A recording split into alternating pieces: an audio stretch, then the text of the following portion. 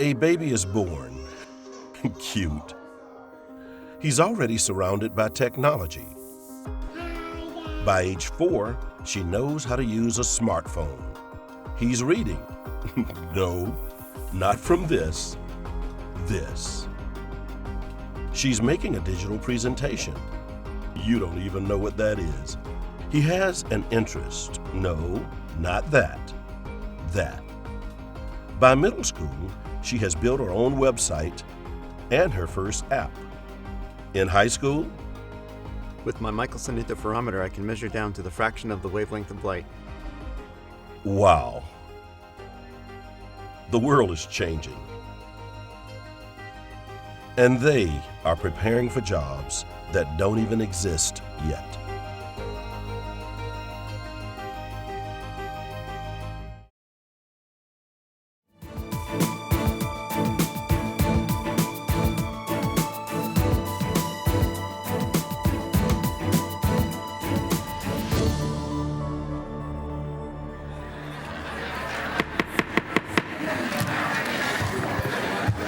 All right. Good evening, everybody, and welcome to the Orange County School Board. Before we go into our pledge and moments of silence, I'd like to take a special moment on behalf of the board to honor all of our veterans who are part of our OCPS team and all of the veterans in our community and all of the veterans in our families. Can I have any veterans in the room please stand and allow us to give you a hand for all you've done for our country?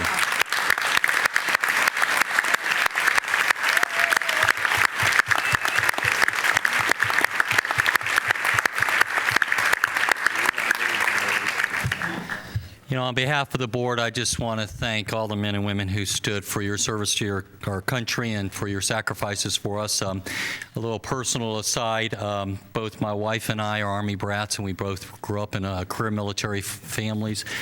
My father is a Vietnam veteran himself and flew medevac in Vietnam, and my uncle left a leg in Vietnam. He was a gunship pilot in Vietnam, so it really comes from the heart when I say thank you for your service to our country, because I think that many Americans in this day and age where we no longer have a draft and just really don't know the sacrifices that our veterans have made for our freedoms. And I heard a great cliche the other day that I'd never heard before, and it was by a veteran.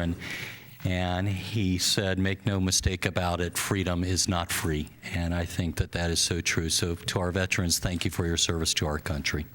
Ms. Cadle. As you all know, I serve on the board of the Orlando Science Center representing the school board. And yesterday it was so exciting because they had the Tuskegee Airmen there. And Sid Levy of United Trophy helped have a piece of public art done commemorating the courage of the Tuskegee Airmen. I think there were 6 or 8 of them there. They're having their first reunion in 60-plus years. And then the Fantasy of Flight people, the gentleman who's over Fantasy of Flight, they flew, I think, P-51s. Would that be correct? They did a flyover of P-51s, and to see the Tuskegee Airmen hear that airplane, and then the guy, he kind of tipped his wing and went around so that they could see all the paint, you know, all the authentic look of what they flew. It was a very, very special day. And that piece of public art is outside of the Science Center. If you're going down Princeton, you can probably see it, but if you go in like you're going to the Rep, you can see it over there. And it's just a wonderful monument to some very courageous men who graduated from Tuskegee and went and fought and flew for our country. So it was a wonderful day yesterday, a way to start the day. Thank you for sharing that, Ms. Cadle. Ms. Gould. I too have veterans in my family. My brother served in Vietnam, but I wanted to recognize especially a young man and the young man, many like him, who graduated last year with my son, who's his best friend, and he has joined the Special Forces and will be coming home this Christmas. So he's a future veteran, and I think all those that serve, especially with the way the world is right now, and volunteer to do so are really amazing. We have some amazing kids coming out of our schools that are following in the footsteps of the great people that stood here today and our family members. Thank you. Ms. Flynn. Thank you. I wanted to thank the principals and teachers of those schools that I visited as well that had Veteran Day programs. They were so touching, so respectful. It was such a experience for the students and for the parents who participated. And yesterday I also attended the county's unveiling of a memorial park in East Orange County, and it was for a fallen Timber Creek soldier in 2010. He was a graduate, and Corporal Patrick Deans, and so it was beautiful.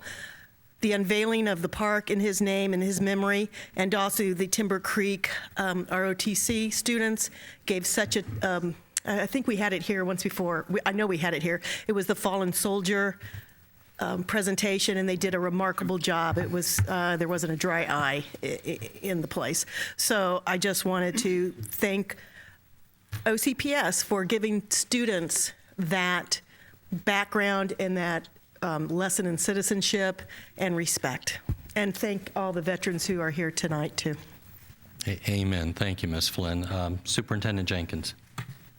Thank you, Chairman. I wanted to certainly add to the recognition. We did send out, on behalf of the board, yesterday, recognition in honor of our veterans and of their families. My father fought in the Korean War. He is deceased some years ago. And I had two brothers who are retired military, Sergeant Douglas Murkison and Lieutenant Colonel Donald Murkison, who you met when I was first installed. Both served in several of the conflicts in the Middle East, and we were just fortunate as a family that they were able to come home each time they flew missions or were stationed in those conflict areas. And I just think of the many families who made the ultimate sacrifice where family members did not come home. And so while we recognize our veterans, I especially want to thank all of those families who made the ultimate sacrifice as well. I remember waiting to hear each time we knew they were flying missions there or stationed there. I remember the huge explosion that happened in Saudi Arabia, and my brother was at the next building actually when that happened. And so much happens and so many sacrifices have been made by our veterans. I want to honor not only those who served, but those families who made tremendous sacrifices as well on behalf of our country. Thank you. Mr. Roach. Well, my youngest son called me today out of all my children and actually said to me, Dad, happy Veterans Day today. And I said, you know, I'm shocked. Nobody ever talks about that. I'm a member of the United States Army. And he said, Dad, did you ever kill anybody? I said, no, son, I didn't have to do that, thank goodness. But in my time, we were very interesting in Eastern Kentucky University. I guess I'm showing my age here, but it was required that ROTC, every man on campus was in ROTC for a minimum of 2 years as part of their college study. And of course, we had draft numbers, and mine was pretty low. So I decided to stay on as a junior and senior and take the advanced training and graduated with the second lieutenant bar and finished as a captain. But by the time I was in training at Fort Benning, the war was dying out, and so they sent me to a ready reserve unit, and that's my story. And so I had to tell you, thank you, son, for recognizing your dad for the first time in my life. That my kids have recognized that. He said, can you send me a picture, Dad? I said, yeah, me and your grandfather, who was a United States sailor. I'll send you those two. So there you have it. So did you stand up?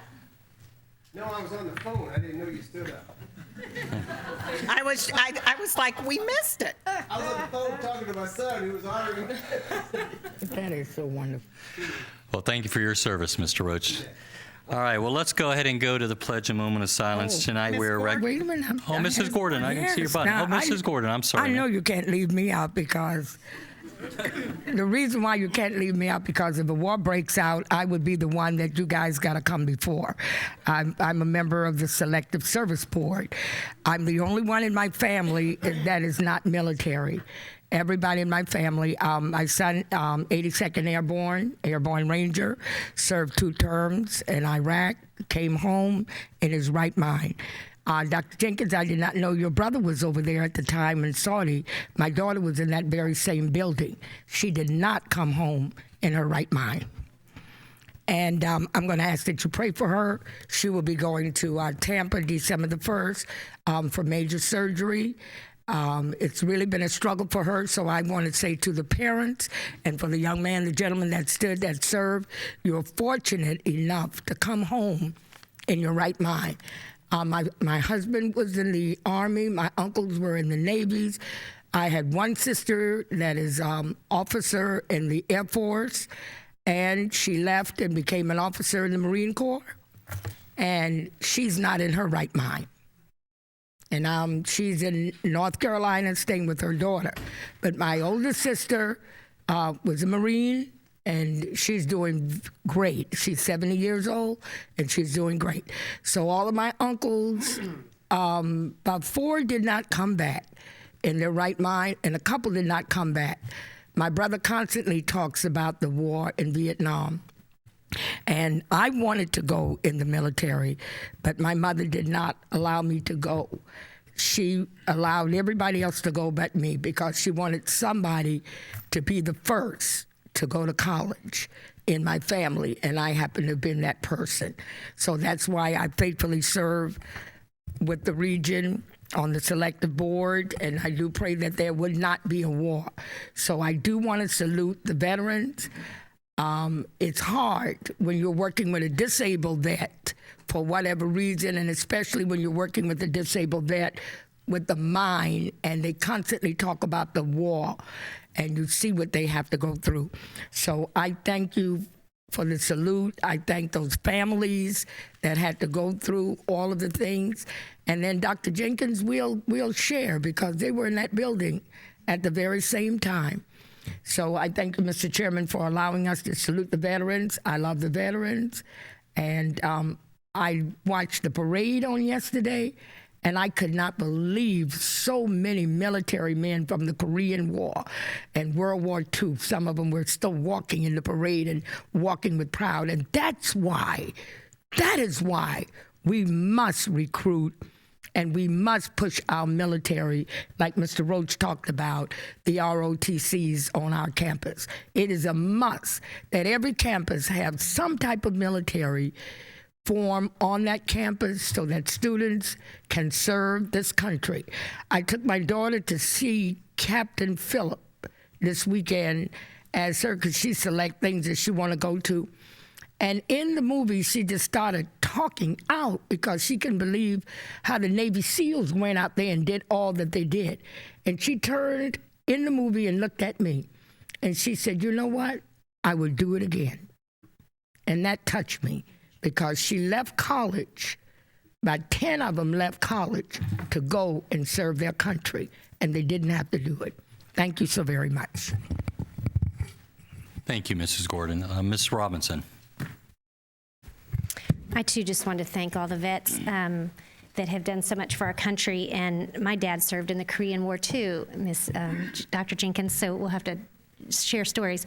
And my father-in-law, so he was in the Navy and the Army, so he was in the 82nd Airborne. But I've been working along with Mr. Rodriguez on a disabled veteran small business preference policy, and that'll be coming to us sometime soon. I'm sorry, it would have been fun if we'd had it come in conjunction with Veterans Day, but that will be coming to us. So we are going to have some things to consider to show our support for the disabled veterans ourselves coming back to y'all. So thank you. Thank you for sharing that, Mrs. Robinson. All right, well, let's go ahead and go into our pledge tonight. As part of our pledge ceremony, a moment of silence, we're recognizing University and Winter Park High Schools and Freedom Middle School for their Red Ribbon certified school status, and we're also very, very proud of you. Can I have, we're going to brag on them a little bit more in a moment here, but I'd like to have Principal Ann Carcara from University High, Tim Smith from Winter Park High, and Dusty Johns from Freedom Middle School and their Red Ribbon teams. Please stand and allow us to recognize all of you collectively.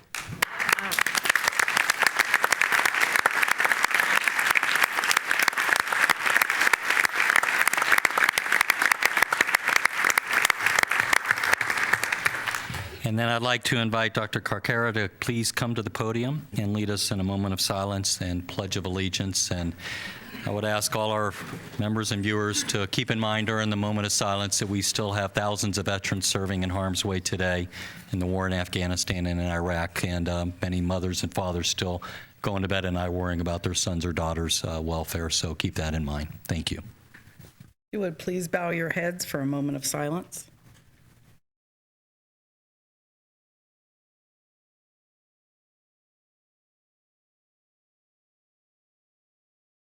Thank you. And now the pledge. I pledge allegiance to the flag of the United States of America and to the republic for which it stands, one nation, under God, indivisible, with liberty and justice for all. Thank you. You may be seated.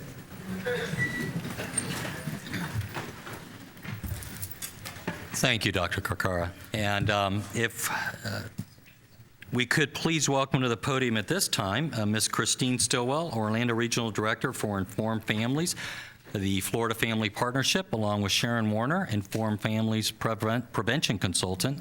Ladies, thank you for being here today and for recognizing our 3 outstanding school teams that we're so very, very proud of.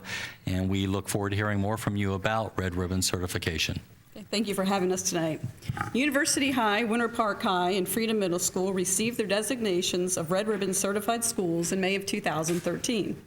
This is a distinguished achievement with just 17 other schools in Orange County and 70 schools nationwide achieving this certification. The Center for Prevention Research at Florida State University assessed school performance in 4 areas: school environment, best practices in education, parent engagement, and substance abuse prevention activities. The Red Ribbon certification status celebrates success in these 4 areas. A Red Ribbon certified school is a school that is committed to implementing a strong underage drinking and drug prevention curriculum and engaging faculty, administration, students, parents, and members of the community in the prevention process. Schools must demonstrate a healthy school environment where the school leadership and administration engaged in open and frequent communication and continue to prevent substance abuse prevention in the school. Red Ribbon certified schools must also use evidence-based curriculum guided by best practices, work with parents as partners, and engage in year-round Red Ribbon activities. The Red Ribbon certified school program was developed by Informed Families, the Florida Family Partnership, the Florida Center for Prevention Research at Florida State University, and funded by the Substance Abuse and Mental Health Service Administration of the U.S. Department of Health and Human Services. Please congratulate the district's newest Red Ribbon schools, University High School, Winter Park High School, and Freedom Middle School.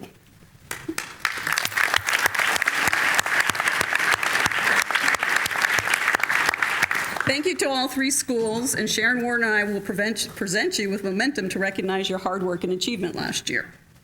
If we could have Dr. Carcara and the University High School team step forward, please.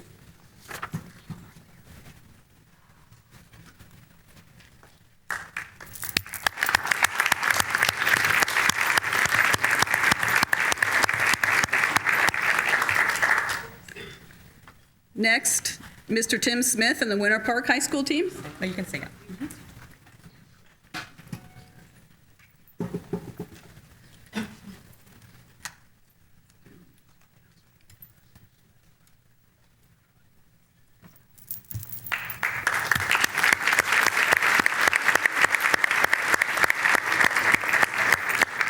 And also Mr. Dusty Johns and the Freedom Middle School team.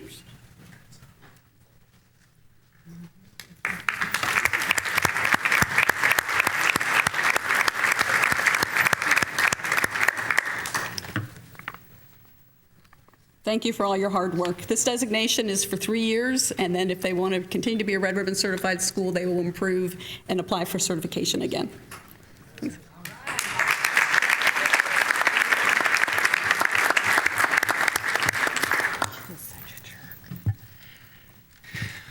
Well, Ms. Stillwell and Ms. Warner, thank you for shepherding this program and for steering it. I want to commend all of our principals and their teams. This certification does not come without a lot of hard work and commitment and dedication by all your teams. And I'd like to invite up the 3 principals and their teams. I know the board would all like to shake your hands and congratulate you personally. If you could come on up to the podium.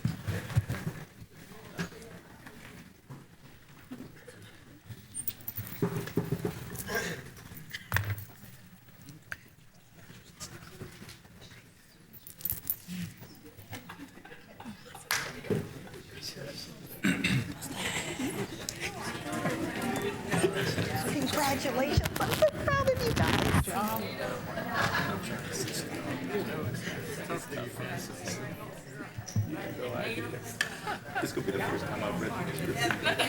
I'm sorry. Way to go. Hey, congratulations. Congratulations.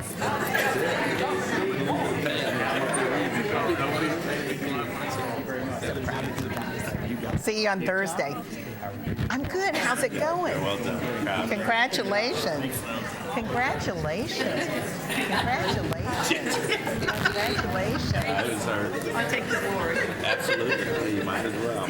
You're taking all the other stuff. You might as well take I'd give you a hug if I could get over there. How are you? I know. I'm great. How are you? Good. It's good to see you. Thanks for your hard work. Thank you so much.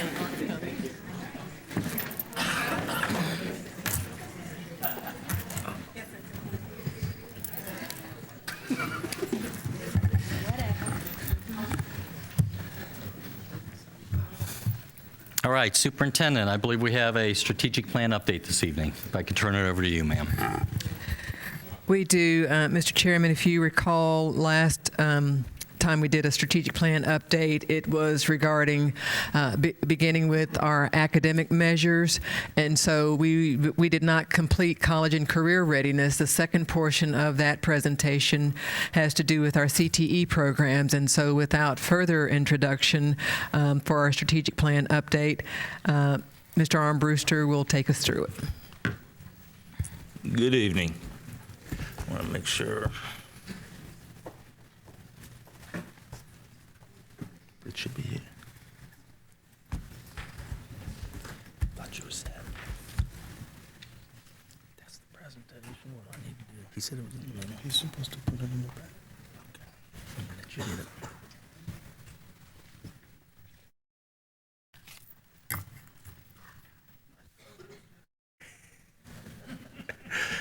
We're supposed to go in the back and see what we can do here.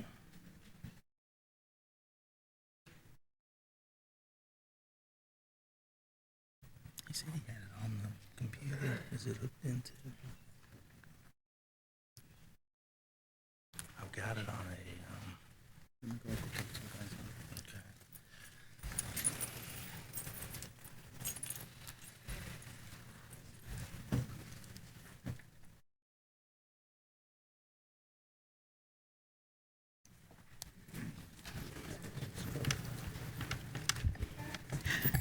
Dr. Armbruster, this would be the time to do the career and technical ed cheer or call out to the community. It's a great career and technical day. Have a great CTE day. Absolutely. Here we go. All right. Thank you for your patience, and I apologize for the confusion there.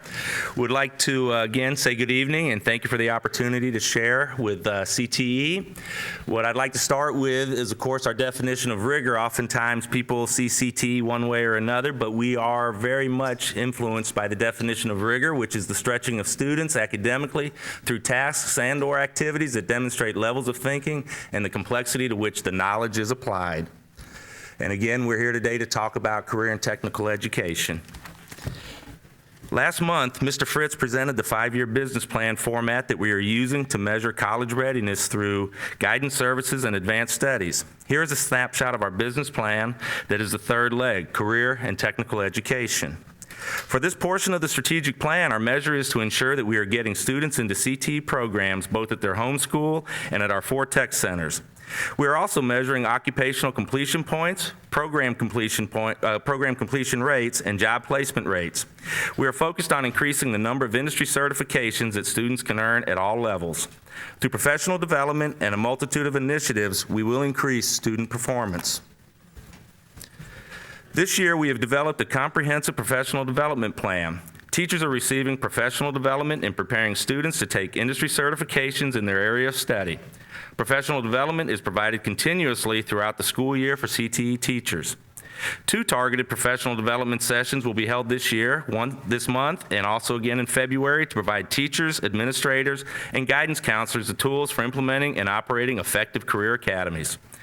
An exciting change this year for CTE is that in working with our student services team, we are now holding the secondary guidance department chair meetings at each of our technical centers twice per center per school year.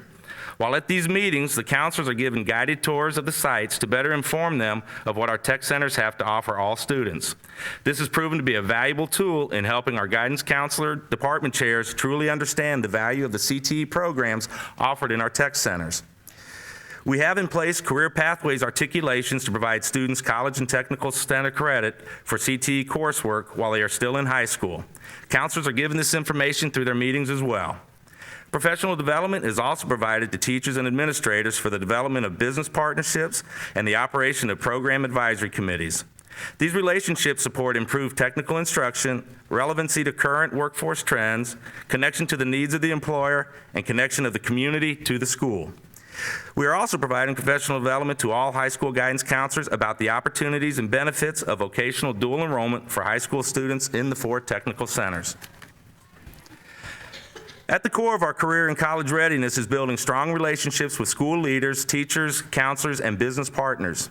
This past month, we held our first district-wide Workforce Advisory Council meeting made up of community and industry leaders in Central Florida from a variety of backgrounds.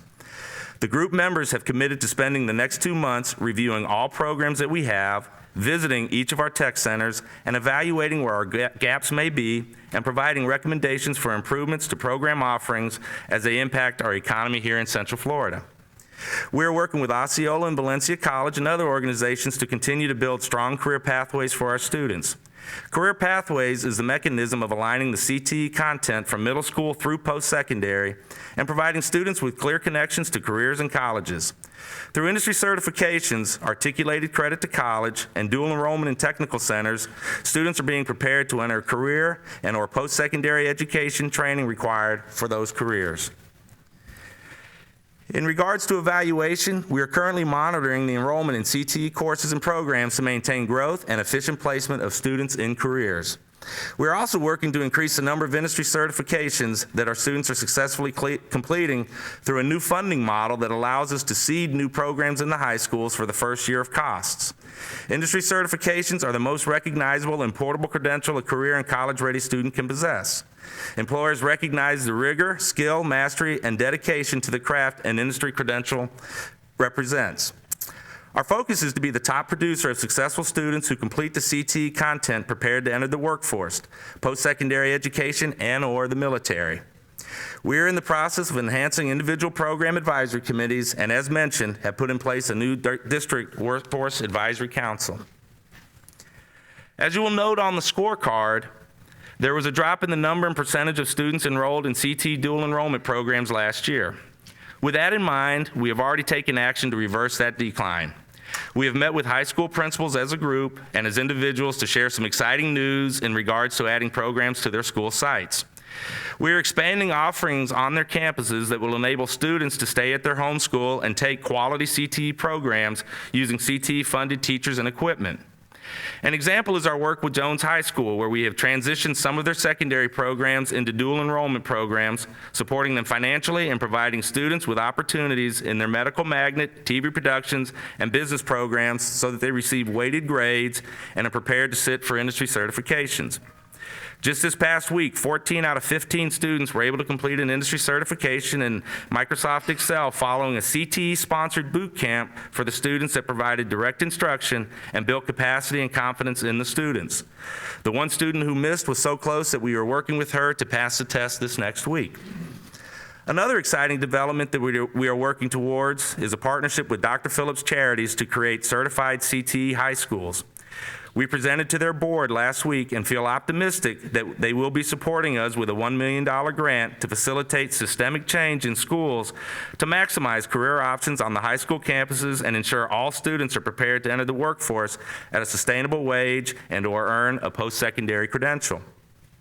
This initial grant will fund one high school in each learning community, providing dollars for administrator, counselor, and teacher training, equipment, industry certification dollars, and other costs depending on the school. This school year, we have also placed Project Lead the Way programs in 2 high schools and 6 middle schools, bringing our total to 8 high schools and 9 middle schools utilizing Project Lead the Way. Our next step is to continue to expand this high-level hands-on STEM program into more schools. We also have 11 National Academy Foundation academies in 7 schools with plans to work with high school principals to transition existing CAPE academies into NAF academies and to increase NAF academies in schools where no academies exist. Both Project Lead the Way and NAF academies provide students with high-level CTE offerings and multiple choices upon completion, including articulated post-secondary credit, admission preferences, and scholarships from the university affiliates connected to them. In fact, just 2 weeks ago, our NAF Academy program was presented with a $450,000 software grant from Microsoft at the opening of the new Microsoft store at the Mall of Millennium. To help increase dual enrollment at our tech centers for those students who see this as a viable option and don't mind leaving their home school, we have also had dual enrollment coordinators working in the high school since September with counselors and directly with students to help them find a career pathway designated for them for this next school year. We will be providing field trips to the tech centers for those interested students as they continue to plan for their future. We are also working with local industry partners to increase some high-tech offerings in areas such as simulation, a growing industry in the Central Florida market. Our teachers and students at Orlando Tech are involved in developing a learning center for the upcoming National Simulation Conference at the Orange County Convention Center. We are also an active partner with the developers of the Creative Village, and just 2 weeks ago had the developer representative give a presentation to our Creative Tech Advisory Council on the opportunities available for our programs and for our students to make an impact and be a part of this exciting endeavor. Finally, in an effort to get the word out about what it is that we do, this past Saturday we opened all 4 tech centers and the Avalon campus of Winter Park to share what we have to offer. On a personal note, I want to thank those of you who were able to attend, and for those of you who had conflicts, we would love to arrange a tour for you.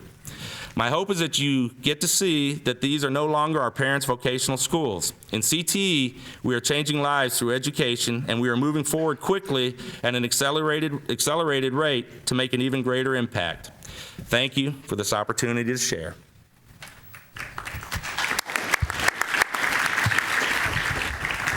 Thank you, Mr. Armbruster. Superintendent. I was going to say, members of the board, as you can see, we have quite a bit going on in our CTE area. We're very excited about the potential. I want to stress that there has been no official determination of that exciting grant potential, so I would need not to have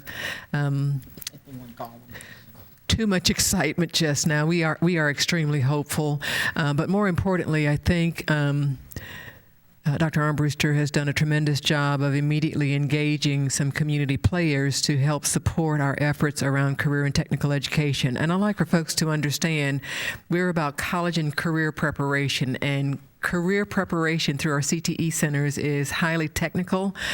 Folks will tell you even our agricultural programs demand quite a bit of technical knowledge and computer skills. And so we are excited that we can help our students when they get to 12th grade and long before 12th grade to have a plan on what they're going to do when they leave us in college or in career, and either pathway leading to a successful lifestyle and certainly much higher than minimum earning jobs in our community. And so we're excited about the future. Certainly we'll keep you posted as we progress. Expect to see some impact on our scorecard and our plans, as well as you can view on the website. With that, we're happy to hear your questions and discussion. All right. Thank you, Dr. Jenkins. Ms. Cadle. Not so much questions as some comments. I had an opportunity to go out to Winter Park Tech on Saturday morning, and there was such excitement there, and the community was excited, and the staff was excited. I pulled in and I went, oh, it doesn't look like there's too many people there. It really was a situation where a lot of people walked in, because once you got in the main breezeway, there were people everywhere. And, I think I have shared this with you in the past, but Winter Park Tech also serves a population that many of us wouldn't think about. And it is a place where the seniors in Winter Park hang out to learn computer technology. And I asked when I was there, because this, I knew this was going on probably 8 or 9 years ago when we were doing some other looking at possibilities in the Winter Park community. And I said, do your seniors still come here? And they said, yes, this is where they come to learn to use their iMacs. And they said, our computers are 10 years old. And they said, we had 2 Maseratis out in the parking lot, which would retired people who happened to drive Maseratis who were there learning to use their computers. So, maybe we're learning how to use their computers in their car, who knows. But that is also something that a lot of times we don't realize, that we are the hub and the continual learning for many of our seniors. The other thing is, every year, Leadership Winter Park visits Winter Park Tech.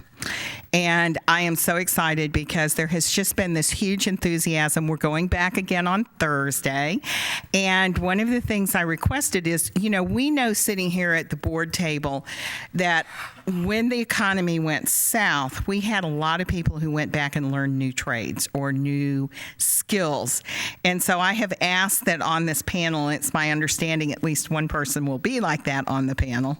And Mike's going to go back and say, but yeah. One of the people who will be talking to the leadership class is someone who had to change their career path in a midlife situation. So I think it'll be really, really good for the community to see that our tech centers can help you not only when you're in high school, but if you need to learn a new skill, or when you retire and you need a place to hang to learn the latest technology. So I want to say it was a great event. I left there feeling so good because there was so much enthusiasm all over the place. They were giving away massages and facials and tuition. Somebody won $200 worth of tuition. So it was just really a great community event. So kudos to all. Thank you, Ms. Cadle. Well, I just want to say, Superintendent, I want to commend you on Dr. Armbruster. Dr. Armbruster, there's a renewed sense of enthusiasm I sense in the whole CTE department as a result of your appointment, and I know you've been very, very aggressive in pursuing the board's goals. I will share with the audience that I've had virtually every member of this board punch their button to queue up to speak on the strategic plan update, and that is a rarity. Usually when we have strategic plan updates, we politely listen and then move on to the next subject on our agenda. But I say that because I think it reflects the degree of interest and enthusiasm this board has for ramping up our CTE programs and really looking at them with a fresh eye and approach, and you've brought that to the table. So thank you very, very much for that. I am very, very hopeful for that grant. I understand what you're saying, Superintendent. We don't want to get, the horse get too far out of the barn until we know if it's going to happen, but I hope it does happen, and I think that it reflects as well the interest of our community in career technical education. I know I speak for every board member up here. I will share with you that when I go out and I speak to audiences, without an exception, the number one issue that gets a visceral emotional reaction from the audience is about how we in this country have got to recognize that not every kid is college bound and that a one-size-fits-all college preparatory curriculum, I think we're learning as a country, thank God, is not the answer. And while we certainly want to encourage as many students as we can to go to college and to broaden the horizons, even if they don't complete college. I always point out to folks that the latest census data for Orange County shows that 75% of Orange County's population does not have a college degree of any kind. No AA or no bachelor's. And I will share with you as well, just sort of sparked in me this thought too, looking at a number of teachers out there nodding their head.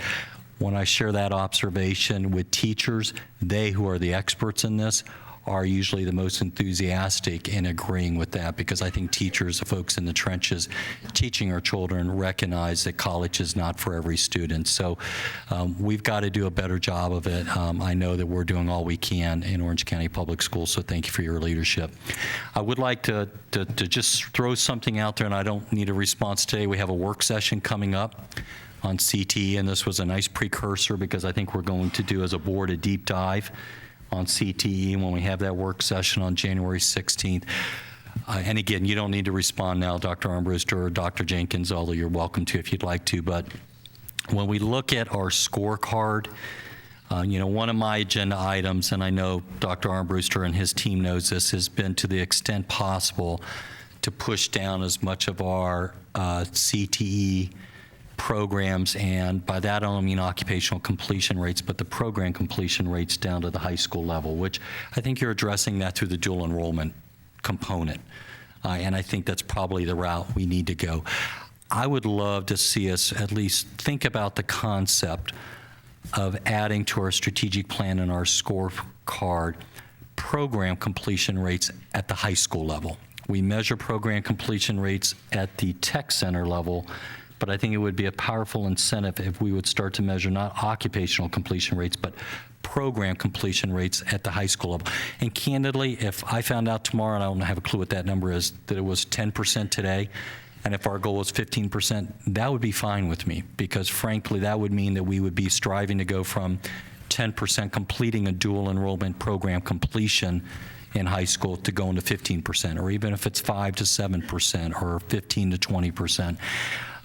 The other thing I'd like to ask you to look at and start to noodle on is, I've always felt that if we really wanted to get serious about CT education in our high schools, or what our parents and frankly my generation called vocational education, we've got to figure out a way, and I don't know how to do it, Dr. Armbruster, we've got to figure out a way to have a crackerjack job placement program for vocational programs at our high schools.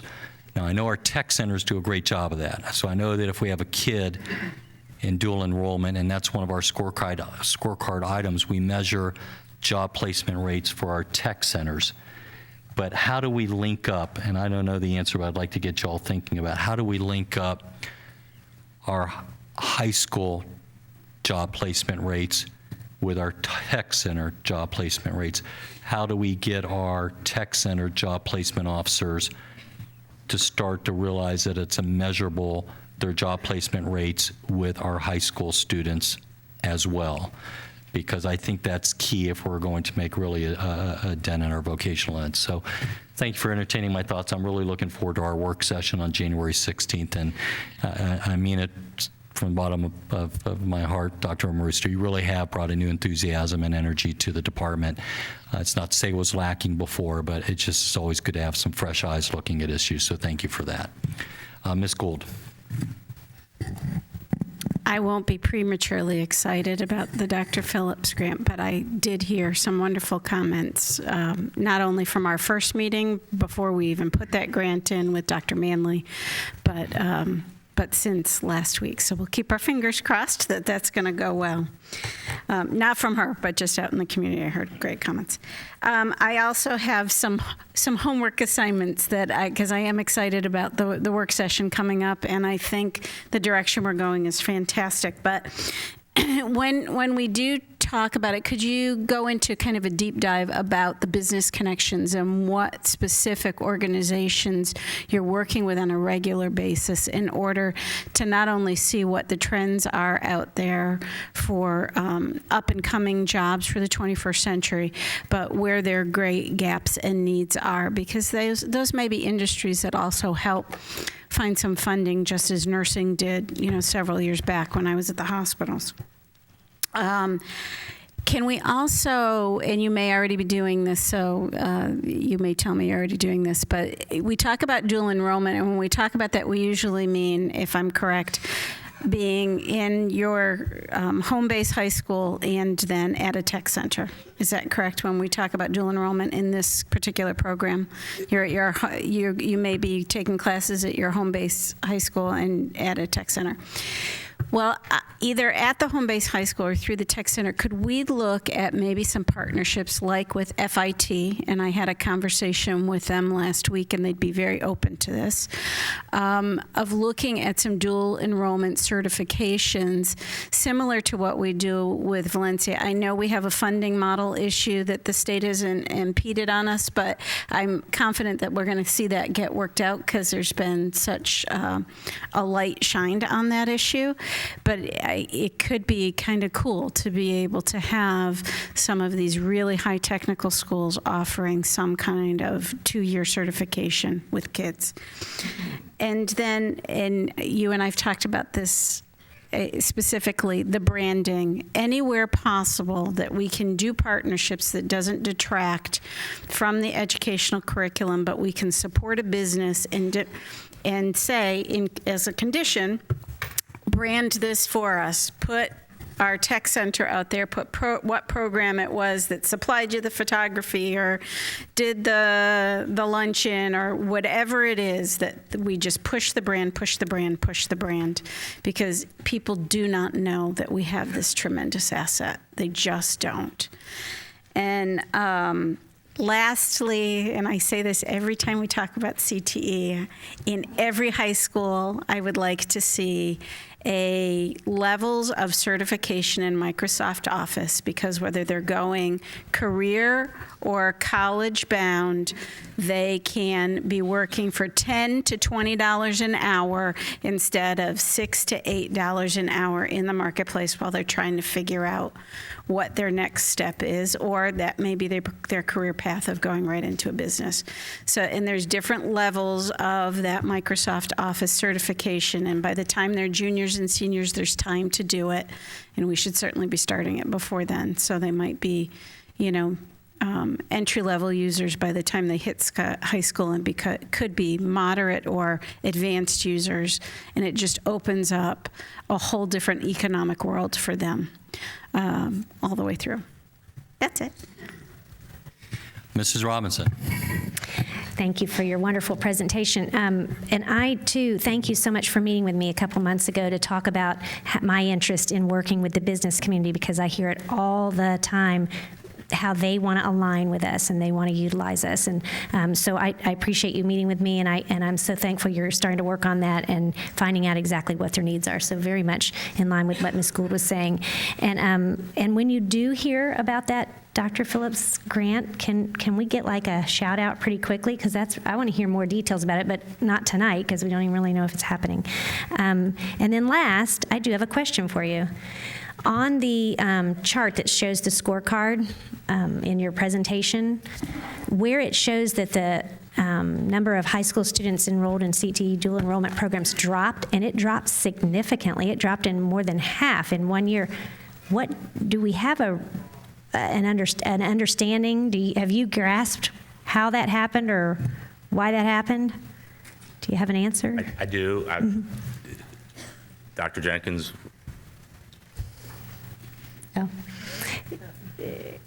that's okay. Okay. She didn't know I'm asking a question. Dr. Jenkins? Your general counsel was speaking to me. I'm so sorry. What was your question? Woody, leave her alone. I was asking. Thank you, Woody. On the scorecard where it showed the number of students enrolled in CTE dual enrollment, it dropped not just a little, it dropped in half. It went back to the same numbers that it was enrolled in 06-07. That's a huge drop, and I was just curious, do we have an answer for why that happened? Staff looked into that. There are a couple of potential reasons. You wouldn't know unless you were able to capture everyone, some of whom have already left us. We had a significant push around AP and other rigorous coursework, and so essentially there may have been less time for dual enrollment around the CTE areas. There's no way for us to project accurately. We think what we need to do in the future is have significant marketing of both programs and the rigor they provide and the outcomes that they can offer to our students. And so we need to do a better job of marketing. We suspect there was a greater push into AP courses instead. Okay. Thank you. Well, I too very much look forward to the CTE work session in a couple weeks. It's something I'm very passionate about, and I'm excited about it. So thank you. Mr. Roach. Well, you know, I followed Mike's career for 15 years, I do believe, so I couldn't be more enthusiastic and confident about his position in this CTE role. And I know Mike's going to do a terrific job. You're the right guy for the job, so I want to just tell you that right in public. Thank you. But I do appreciate that, and I think there's a paradigm shift here that really happened 10 years ago, and I don't think it's resonated yet. And that is when we say, and almost everybody says it, not all kids are college bound. I think it's probably pretty safe to say not even half the kids in America are college bound. And if you really think about that for a minute, that's the importance of this program. This program is huge because, and I can personally attest to those particular numbers. The numbers I'm about ready to give you are this, and this is the latest I've seen. Out of every 100 kids that go to high school and then graduate high school, 39 of them go to college. 39. So we're already at the not more than half go. But the number that go to the second year drops off considerably, and that is 19% to 20% go the second year. Now, if that's an accurate figure, and I have figured a notion that it is, that says that kids may go to college for a year, maybe two, but they're going to look for some type of education to get them into a career, and that is why this is huge. I have 7 children, five of my own and 2 bonus children, I call them, and out of the 7, 1, 2, 3, 4, 5 after next year will be college graduates. Three of them with master's degrees. And I will tell you this, and I probably shouldn't say this, and I hope they're not listening, but the 2 without the college degrees, if I'm a betting man, and if success has anything to do with money, which I don't think it necessarily does, they will out-earn all of their siblings by quite a bit. And I've always felt, my goal is complete. My kids are, number one, they're happy and successful. That's all I ever asked and wished for them. They're happy in what they do, and they're successful. They can pay their bills and take a vacation or two. They're all able to do that. But isn't it amazing, though, that the 2 without the college, one with 2 years and one with a year and a half, far exceed financially and future-wise what the other ones do. Isn't that something? And that means they had to get some type of training from something that you're running over here, Mike. So I say more power to you.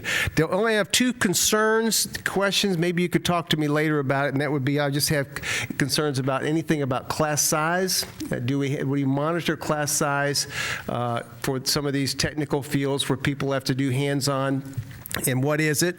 And what's the criteria? And the other one is screening.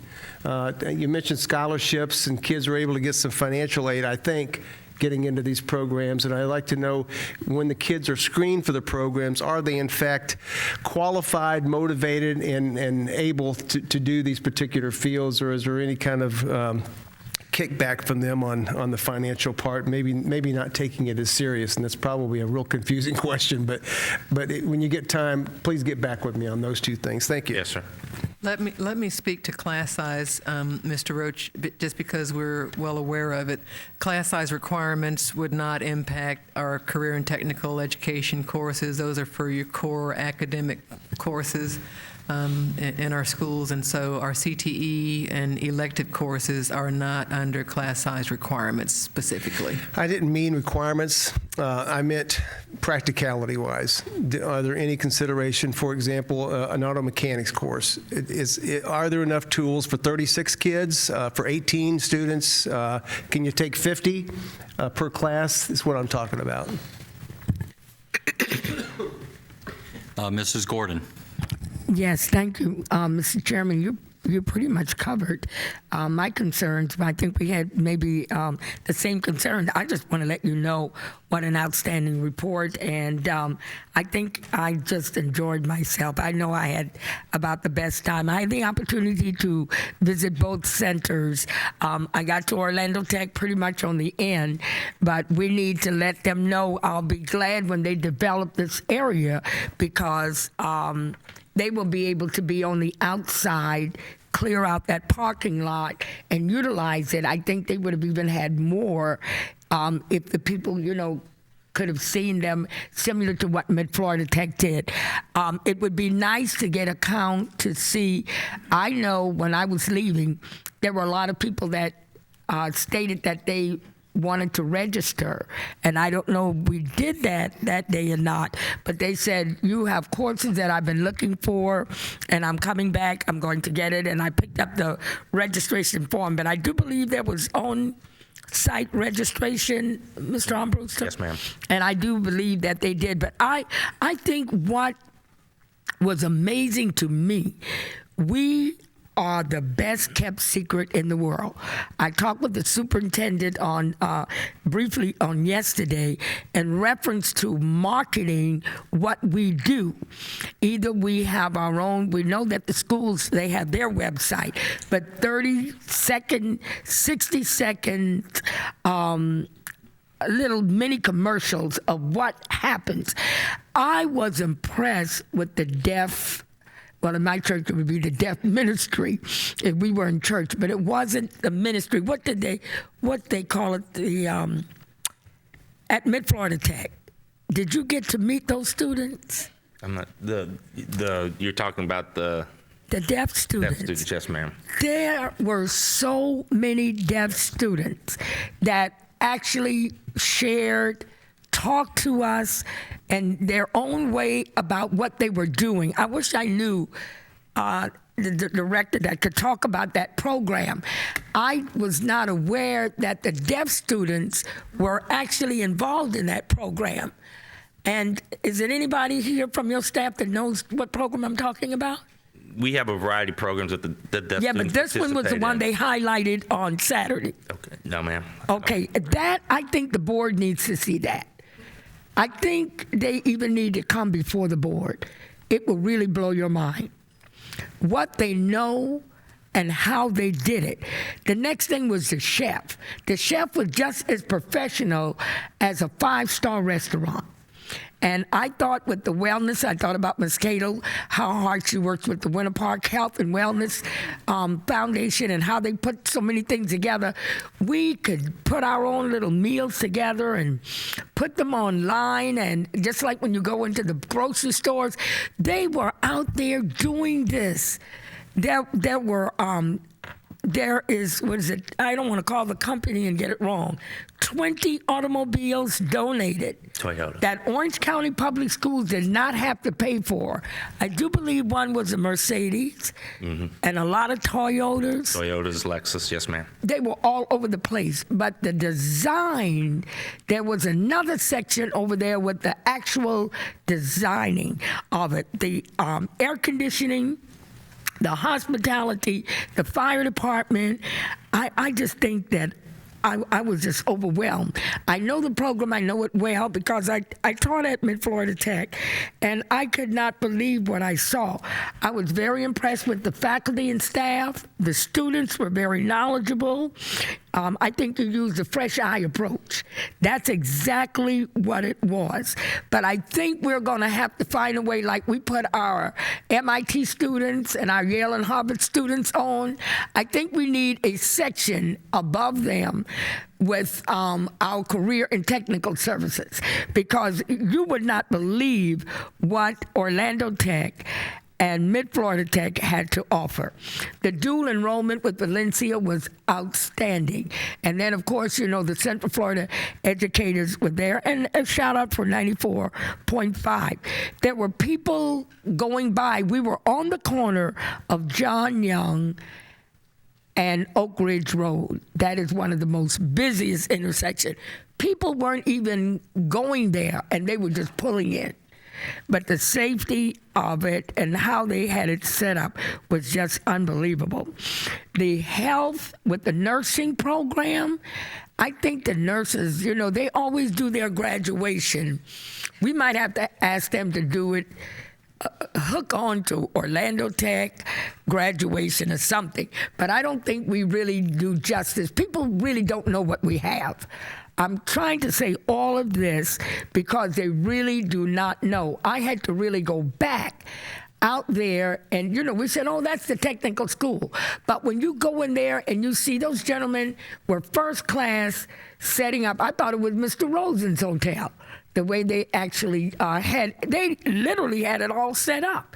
So basically, I think our part that the board needs to help out with is to find a way that we could really market it, that every time we open up our website, it's a lot of stuff on there, but it's wordy. But it ought to be just like when you get a program, so many little commercial comes on for 30 seconds, 60 seconds, regardless of what program it is. That's what it ought to be for us. This career ought to come up. That career needs to come up because I'm telling you, I was very impressed with what I saw with the Orlando Tech and the Mid-Florida Tech, and I'm very well aware of the Winter Park and especially out there where Daryl Flynn is, out there with the Winter Park Avalon. That is just state of the art. So I think the sale tax, with that in mind, I could really see the renovation of our technical schools so that we can come up to par like the Winter Park Avalon and actually be able to offer much more. When our facilities change, our programs will change because we will be up to date, but we will keep the traditional and the ones that the people love. I was very impressed with everything, and I thank you so much for the work that the directors and the faculty and staff and the students are doing at our technical centers. Thank you. Thank you, Mrs. Gordon. Ms. Flynn. Thank you. I'll make it quick. I'll talk fast. I visited the Avalon Tech Center and was really impressed with all that they had to offer. And I wanted to bring up something else because we talk about this is definitely an alternative to those students who don't want to go to college, but it's also can be a mechanism to help them go to college. So many of these courses enable someone to have a good job while they're going to school. The Pharmacy Tech program, I talked to one student, he was an East River student. He barely goes to the school anymore because he's dual enrolled at Valencia College and taking this pharmacy tech program. So he's going to graduate with an AA and a certification in the pharmacy. He's going into the military, but what that allows them to do is he can work, if he wants to become a pharmacist, he can work as a tech, getting that clinical, part of the program, and at the same time he's going to college or on. So, medical transcription, medical coding, medical assistant, pharmacy tech, these are all jobs that people can have that are very employable. They have a good referral system, and they can go on to college because that's a concern for so many of our students is the expense it takes to go to school. So I think it's another way that we can look at these opportunities that we're given to our students. Thank you. Well, Dr. Armbruster, I wasn't just posturing when I said this is an enthusiastic board when it comes to the work you're doing. So thank you, Dr. Jenkins, for the report. Dr. Armbruster, thank you very, very much. Thank you. Thank you. All right, we are going to go right into our newly appointed administrators. I want to thank the family members who have come tonight. I almost sometimes feel like they should get a participation trophy for coming to our meetings because certainly you've sat through some lengthy presentations, but thank you for your patience. Dr. Jenkins. Thank you, Mr. Chairman. First, we have Wendy Harmon, who is Administrative Dean at Sand Lake Elementary. She will be the new Assistant Principal at Millennia Elementary. Thank you, and thank you so much to the board, and thank you to Kat Gordon. I can't wait to work with you and your passion. It's so exciting. And thank you, Dr. Jenkins, and all of your staff. I wanted to thank my principal. She had to leave, Mary Houle. She wanted to be here. She couldn't, but I have my new principal, Ann Lina, and new AP to join, Agatha Alvarez, and my family, Emma and Jeff, who are my biggest supporters. So thank you.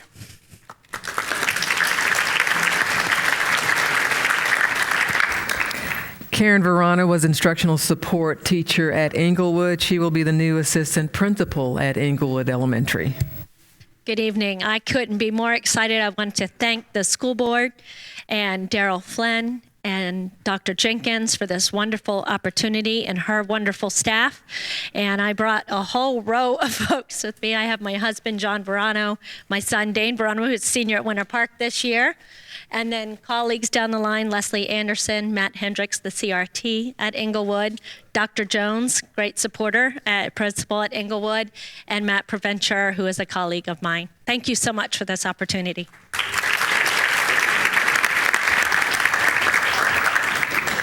Next, we have Melissa Weller, who is resource teacher at Colonial High School. She will be the new assistant principal at Hunters Creek Elementary. I just wanted to say thank you for the opportunity, and I would like to thank the school board members as a whole, in particular Mr. Roach, for your trust in me. Also Ms. Flynn for our past experiences and support at my previous schools. I would like to thank the superintendent, Dr. Jenkins, and her staff, who without their vote I wouldn't have this opportunity. I would also like to thank Mr. Loftus and Dr. Prince and the Colonial admin team who've provided me with the opportunities and leadership. Thank you to Melanie May and Marisol Mendez for the resume building opportunities. And finally, thank you for my family and friends, in particular my fiance is here with me tonight, who understands and encourages my commitment to and dedication to education. And thank you, Mr. Sanchez, for this opportunity I'm about to take part in.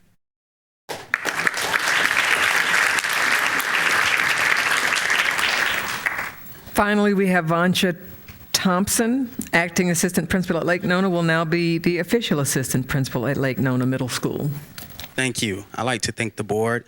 Also like to thank school board member Daryl Flynn, Superintendent Dr. Jenkins, Dr. Jara, Dr. Vasquez, Mr. Larson, and the Lake Nona Middle School community.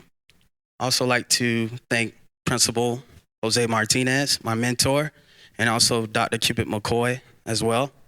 And also my family and friends. My mom and my brothers, thank you for all the support. And last but not least, my beautiful wife, thank you for being there for me. Thank you. That's the end of our list tonight. Thank you, Dr. Jenkins. Mrs. Gordon. Well, and you know, I always have to say African American male. We have to mark it on the agenda that this board, we are looking for Hispanic males, African American males, Haitian, Jamaican. We are looking for diversity. So we're just happy tonight that Dr. Jenkins is keeping that tradition. It was kind of mandated that we look. So if you're out there listening, we have names. Some are not certified, but we're trying to get you together so we can get you certified because the district is growing. So I'm happy about that. You know, I'm always happy for that. Wendy, we welcome you to Marsupial country, honey. You're going to love it out there. That is just a family-oriented school, and it's growing and growing and growing, and we don't care. We're just happy. Some kind of way they teach everybody out there, and they all work as a team. You could not find a better faculty and staff, an awesome administrative leadership under Ann. Ann came out. She came over to help us out at Orange Center. Then she wanted to go help out at Sadler. And then she said, I'll take on the new school. And then she had no idea they were going to build all those homes over there by her. But we're still happy about it. But we welcome you, Wendy Harmon. And I know I speak on behalf of Ann and the Millennial and the entire administrative faculty and staff. So welcome aboard. Ms. Cadle. You know, we always talk about how the superintendent is always finding us the very best. And, you know, the thing that really fascinated me this evening, if you look at the people that we're hiring for food and nutrition services, Ceviche Tapas Restaurant, Brooksdale Senior Living, Greens and Chili, Florida Hospital, Burger King, the Palms Hotel and Villas, and I think I might have missed one, but I've had the opportunity. There was like a big kickoff at Loma that the Winter Park Health Foundation was doing, and Laura Gilbert was there, and they were showing all of the healthy things that children are choosing. And I had an opportunity to talk to Laura, and she talked about a lot of the things that are increasing the number of student lunches that our children are eating is from the fact that we are learning from the food industry, the fact that if children choose which vegetables they want in the package, there's more of a likelihood they're going to eat it. So I just keep thinking we're going to continue to see wonderful and creative things coming out of food services when we're taking some people who have worked in the business world and we're bringing them to the school setting. We also have someone for technology from Broward County Schools. I mean, we've got someone from the... No? Sorry. Oh, that we're stealing them? I think the likelihood that they're watching us tonight is probably not real good. But anyway, things are happening in Orange County Public Schools and people want to get involved. I would just like to say for the record, the superintendent in Broward County is a good friend of mine. Or at least he was. We saw him a lot when we were in Albuquerque.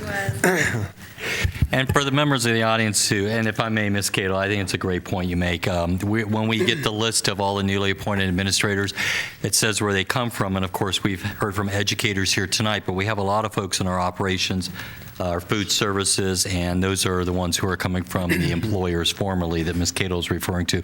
The one I'm fascinated to meet, we have somebody coming from the United Nations Climate Change Secretariat. And the geek in me just is dying to meet that person and discuss her former job with them. Mr. Roach. Board members, I inherited 2 new schools in the reapportionment. One of them was Hunters Creek Elementary, and I've gone down to visit there a couple of times. And of course, if you miss the street to Hunters Creek, you end up in Osceola County, so you got to be careful about that. But I was invited to, I think, a very, very wonderful principal retirement down there. Robin Geisler. I don't know if everybody knows Robin, but she's just an icon. I told them that, that the ideal principal to me is one that can run a school effectively and be loved by their faculty.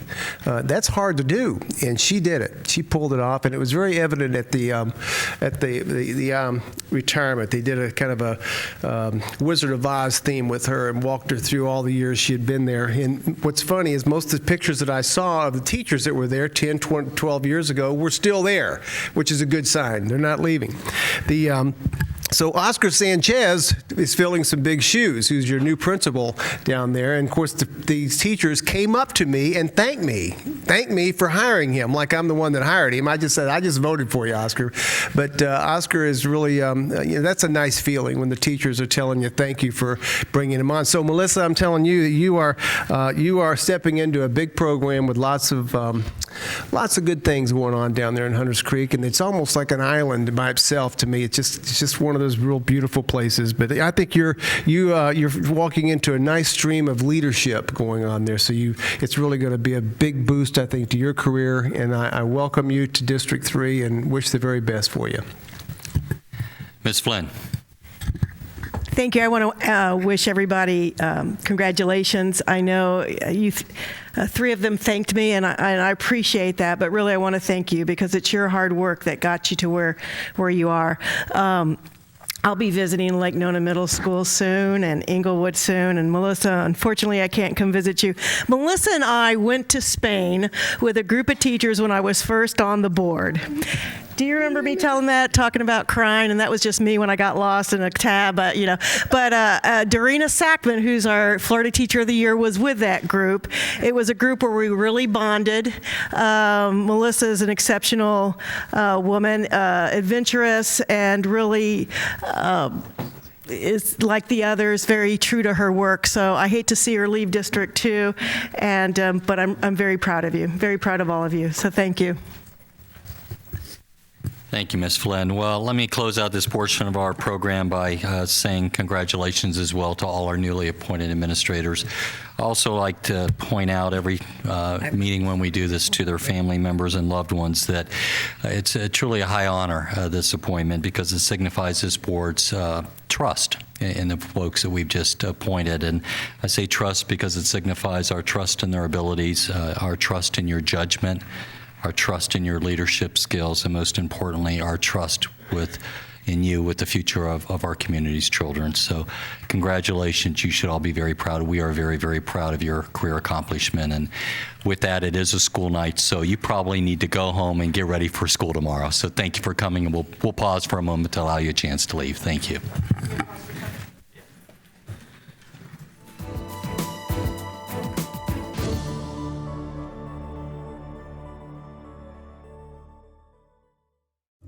Here's a question for every parent out there. If you could fast forward 20 years to see how your kid's doing in life, would you do it? Well, we can't time travel yet, but we can see the future better with the new Common Core state standards in our schools. They set clear goals for every stage of learning, and they're the same for everyone no matter what zip code you're in. So you can be sure your student is really grasping what she needs to know to get to graduation and beyond. Find out how it all works at commoncoreworks.org. All right, let's go ahead and go forward. A number of board members, I think people in the audience, we all need a little bit of a bathroom break there, but I'm going to go ahead and get started because we have a lengthy agenda. Let me jump into some of the business of our meeting tonight. Dr. Jenkins, do we have any changes to our agenda?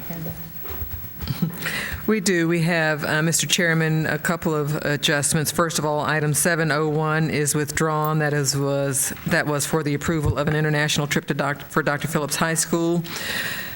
Item 1403 has an addendum. The signed CEA document was uploaded to the resolution. Item 1406, request to nominate and approve alternate members to the Unitary Status Advisory and Oversight Committee, has had additional information uploaded. And then, as noted, item 1404 and 1405 are moved to non-consent items 1601 and 1602. All right, board members, I find cause to amend the agenda as requested. Can I have a motion to do that? It's been moved by Mrs. Robinson, seconded by Vice Chair Moore. Is there any debate or discussion on that motion? Seeing none, all those in favor of amending the agenda as suggested, please signify by saying aye. Aye. All opposed, nay. Sure, that motion carried. All right, we have no public hearing matters tonight. We are on the consent agenda now. One of the very special recognitions that we are doing in our consent agenda is it is National School Psychologist Week, and I know that we all on this board have a heightened sense of the importance of our school psychologists. Sadly, that heightened sense is a result of the Newtown tragedy last year that occurred at Sandy Hook Elementary School in Newtown, Connecticut. But our school psychologists fill such a very, very important role, and I know I speak for our entire board when I say we're so proud to commend them this week. I'd like to invite up one of our principals, Ms. Patricia Ramsey, who's going to speak on behalf of School Psychologist Week, and then also Ms. Mary Bridges. And ladies, you can go whatever order you'd like, of course. Hi, Mr. Sublette, Dr. Jenkins, and board. It's my honor to speak in recognition of the outstanding job done by our school psychologist on a daily basis. During my 20 years as a school administrator, I have seen a dramatic change in the role of our psychologist at our schools, and that change has been positive. The implementation of MTSS process has taken this contribution to the next level. Our psychologists are respected resources on our school teams. They provide valuable insights as we strive to meet the academic and social emotional needs of our students. My psychologist, Susan Valero, participates in our parent-teacher meetings and goes above and beyond to share research with the team. She works diligently to find the right evaluation tools to isolate areas for intervention. She doesn't just use the same battery of tests for every child, but looks for tests based on the challenges shared by the parents or the teacher that will give us the most information. I have had an excellent experience with all of the psychologists I've had and worked with over the years. They exemplify the professionalism of this district. I have never had one psychologist hesitate to give up some of their limited office time to come to our school and help out on their days that they can work in their office when we needed to have them at our school for a special parent meeting or a school need. If I could just make one request tonight, I would ask for consideration of increasing the amount of time that we have our psychologists on campus. We need this team approach to be our very best.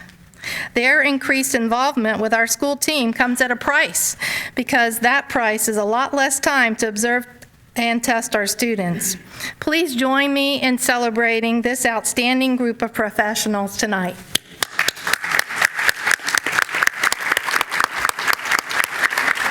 Thank you. Good evening. My name is Mary Bridges, and I'm the ESE Director of Psychological and Social Services, and I have the privilege of supervising more than 90 school psychologists in the district, serving all district and charter schools in Orange County. I want to take this moment to thank you for recognizing these school psychologists and all the work they do for Orange County Public School students. The role of a school psychologist has changed tremendously in the past several years. When I began in this position 3 years ago, I made it my goal to make sure principals and district personnel understood what a great resource a school psychologist could be for their schools. They're not just experts that can evaluate students and that may need special education services. They can be a tremendous addition to the school leadership team.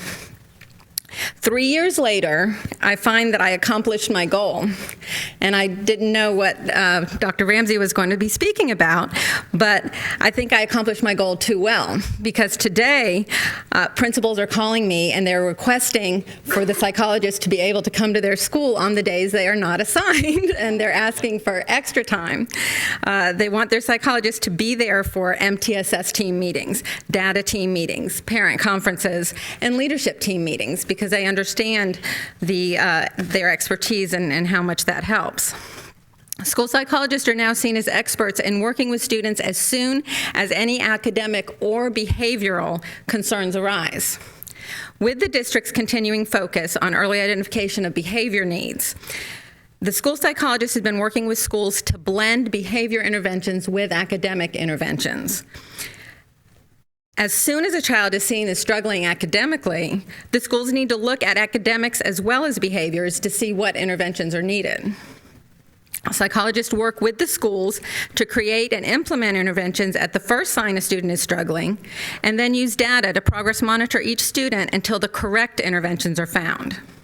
The school psychologist is an integral part of the team and looks at both aspects of the student needs.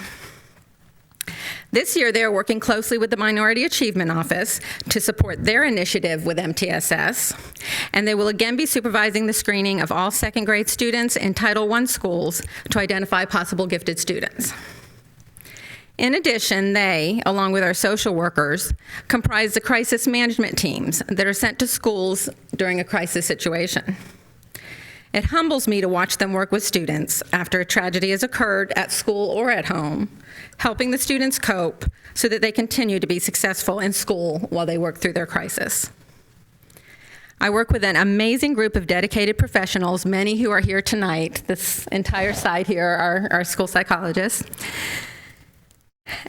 They work tirelessly to make every student in Orange County Public School have access to the best, most appropriate education available. I encourage anyone that works in a setting with a school psychologist to take a moment to say thank you for supporting the students, teachers, administration, and community. Thank you.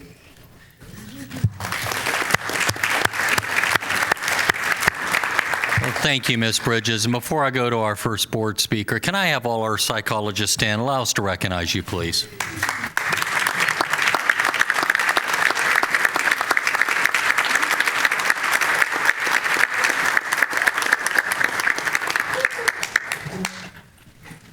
Ms. Flynn, was that an old, I'm sorry. Mrs. Gordon. Oh.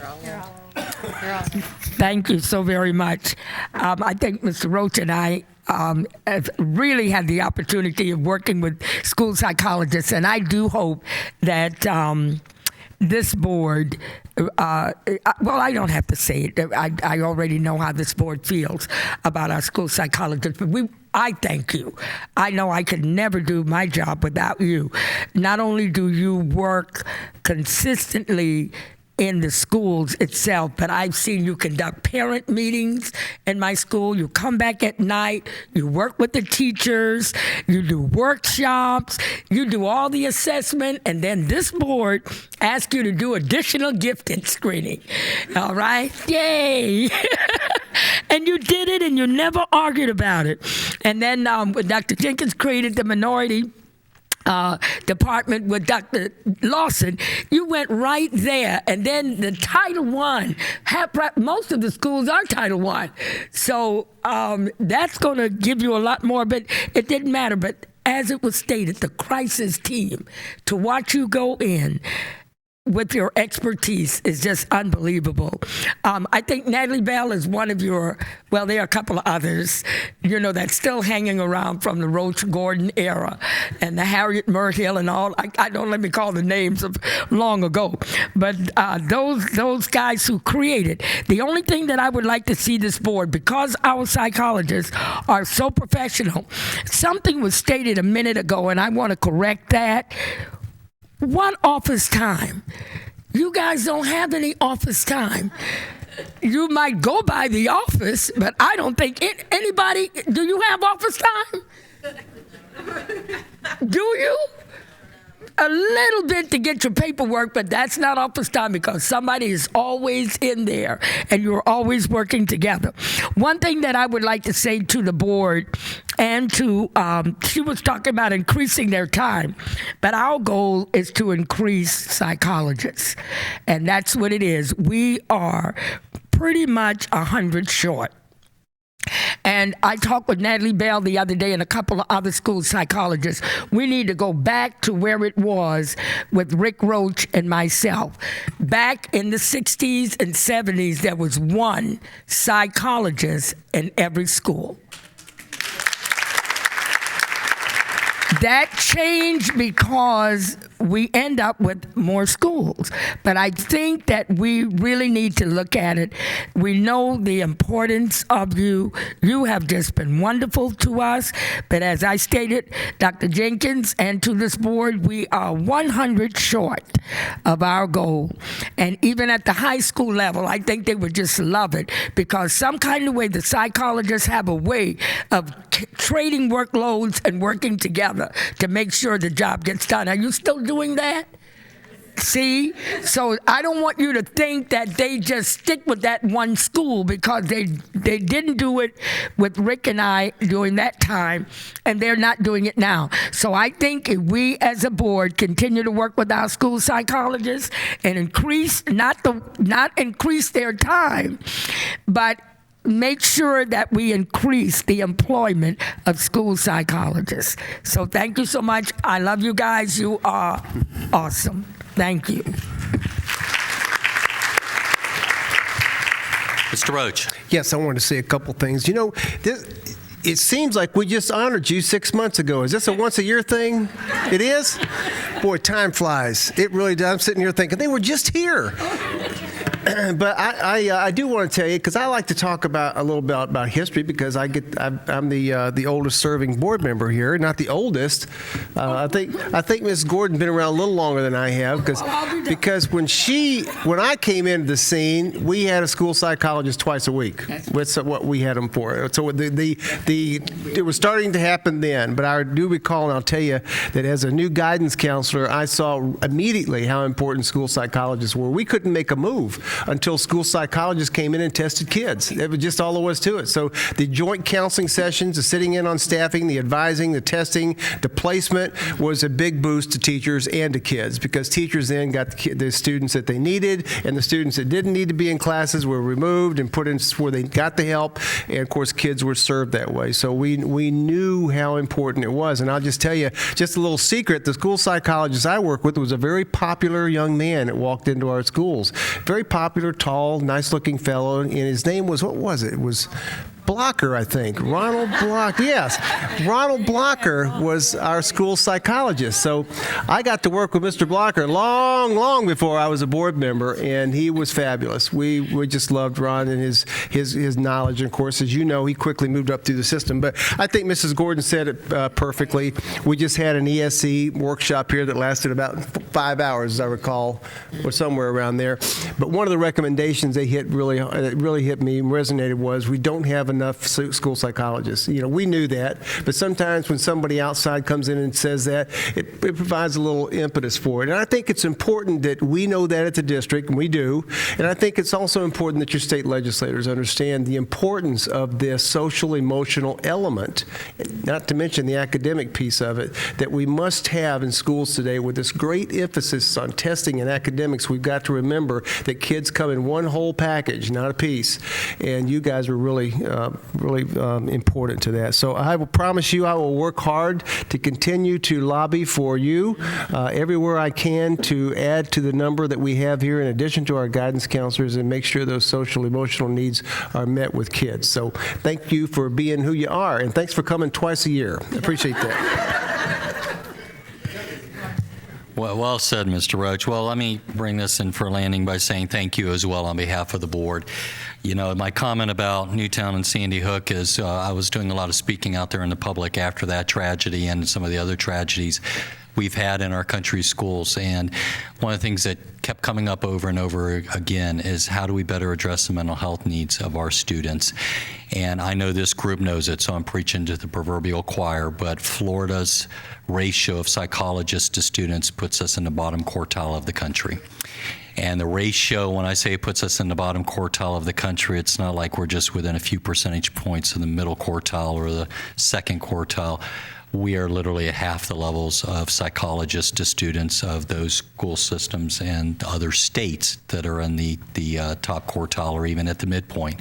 So I agree with something Mr. Roach says. I just hope our legislature wakes up to the fact that we need to better fund our school psychologists because it is a funding stream that we receive from the state. And I think we at the board level get frustrated because we have so little control over it with our budget, but we all recognize the need for more of you in our schools. So thank you for everything you do. Thank you for taking on the workload you take on because I know you all care very deeply about the children you serve, and we appreciate it. So thank you. Now go home and get some rest. Yeah.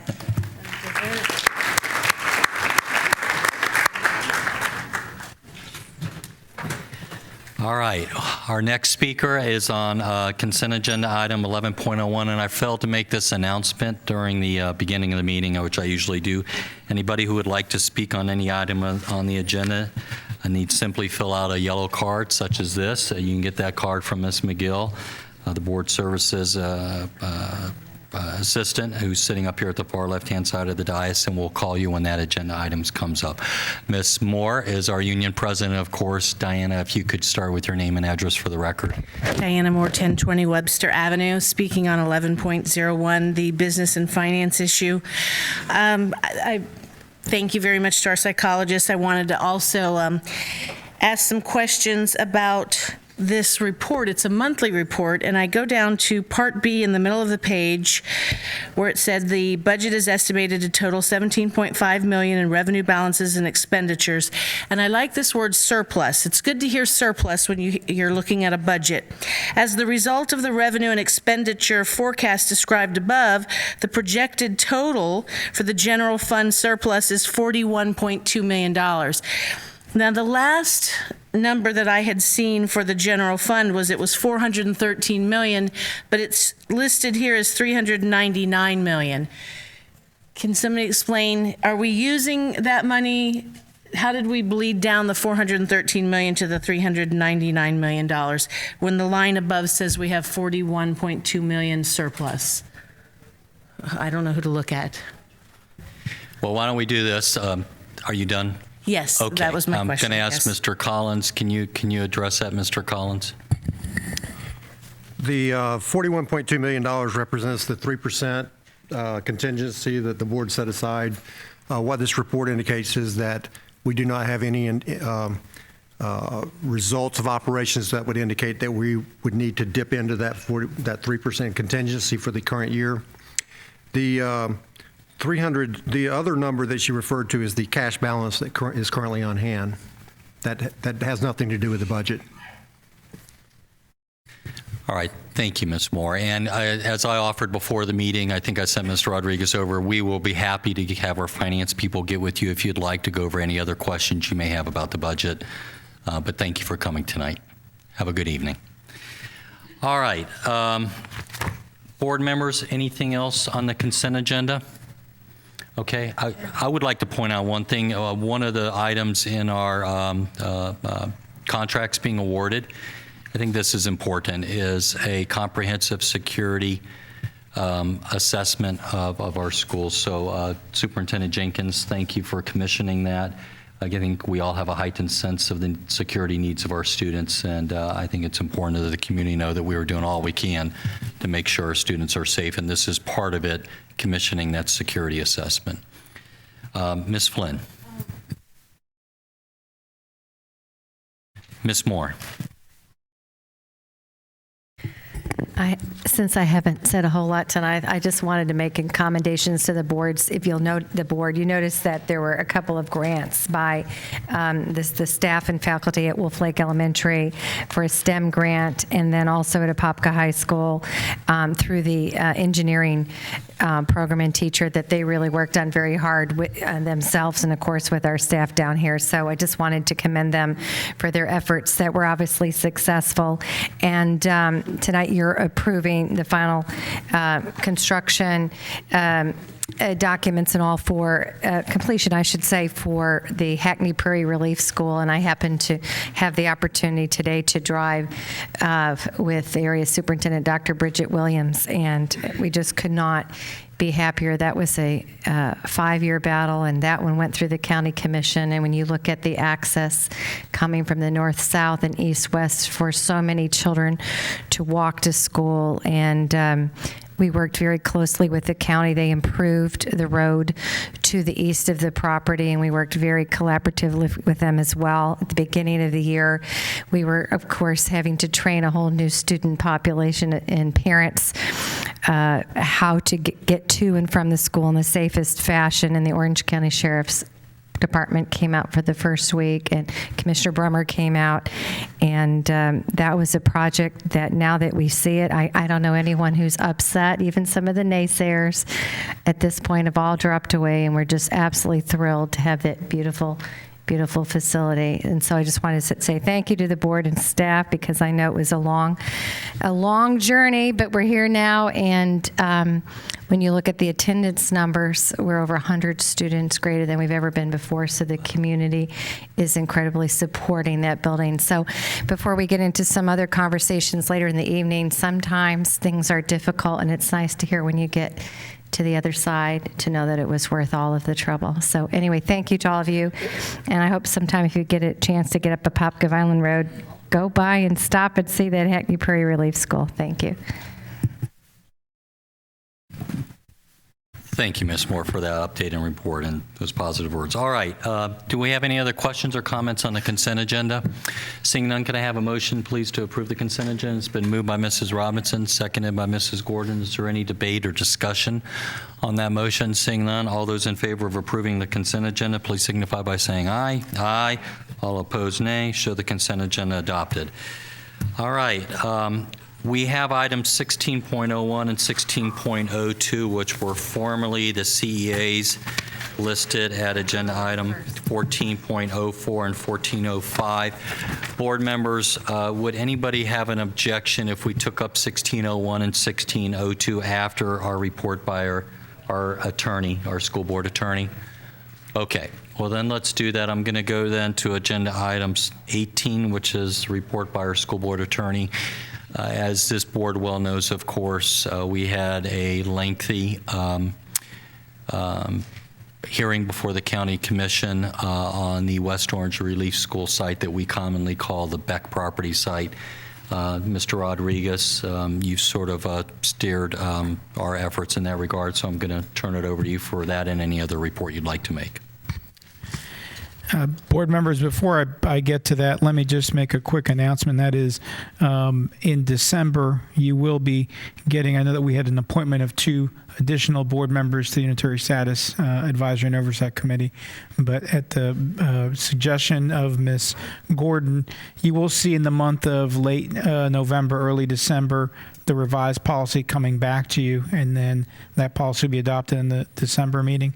But I just wanted to point that out. Their first meeting will be scheduled after you've adopted that revised policy, which will include the changes suggested by Ms. Gordon to have the alternates also serve and allow to make sure we have quorum. I have no other executive sessions to announce, luckily, this evening, and we will have one following this. But the real nature of my report this evening is in following what transpired on Tuesday before the Board of County Commissioners.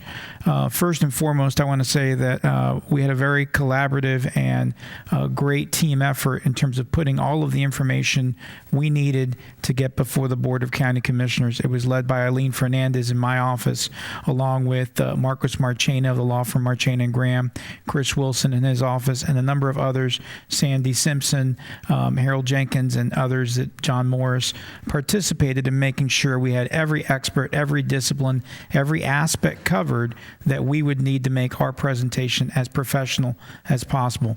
We not only rehearsed it and addressed it multiple times, but we had a chance to present it before the DRC, and that resulted in a 4-1 vote against the approval of the application. When we presented before the BZA, which is a group of individual citizens, that resulted in a 4-2 vote in favor of the application. So, quite frankly, after the first 2 rounds, we had an even split or draw, staff making a recommendation to not approve. But the BZA members who see a lot of these applications had some very poignant commentary about why this should be approved. We were optimistic, and as I said, from a preparation standpoint, I could not have asked any more from our team. I could not have asked any more from those that participated. So with that being said, I'd like to invite Mr. Marchena to come forward because, as you well know, on Tuesday night, we were given a 6-1 denial by the Board of County Commissioners. Commissioner Edwards voted in favor and all the other board members voted against. And with that, we are left with some tough choices. You're left with some tough choices as a board on how to proceed. Because this matter has not yet been filed in a lawsuit, we could not undertake this discussion in an executive session, but he will shepherd you, and please feel free to ask him questions as you would of me, and I remain available for any additional questions of this process. Mr. Marchena. Thank you, Woody. Good evening, Mr. Chairman, board members. Thank you for the opportunity to come before you tonight. We were asked to conduct a legal analysis of your options should you choose to move forward with a challenge of the County Commission's decision to not approve the school board's application for a special exception on the Beck property site. Of course, before I walk you through that, let me point out you have 2 options. One option is you do nothing and you decide to move forward and look for other alternatives. The other option is to take the actions that I'm going to outline for you tonight on the basis that I will outline for you tonight. What is most important to me is that each of you understand, before you make your determination, the deadlines that you face in connection with these decisions. The primary action that you would file is called a petition for writ of certiorari.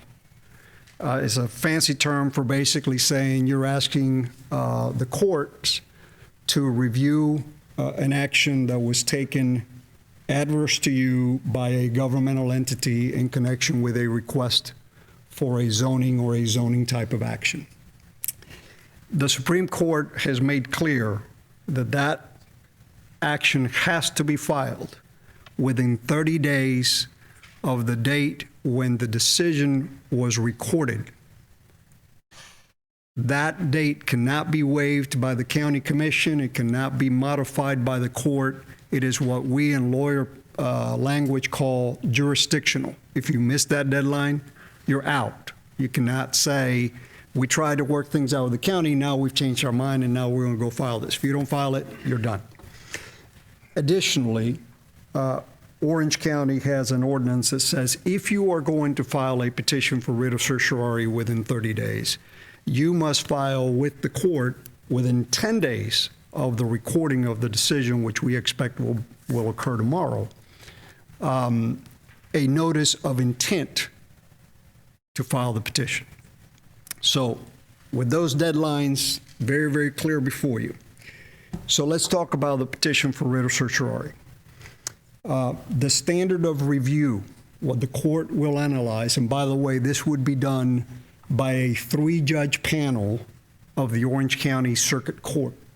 Okay? It is not by one judge, it would be by a 3-judge panel, is to review the agency decision. This would be the county's decision. It is governed by a 3-part standard of review. One, whether there was procedural due process to the applicant.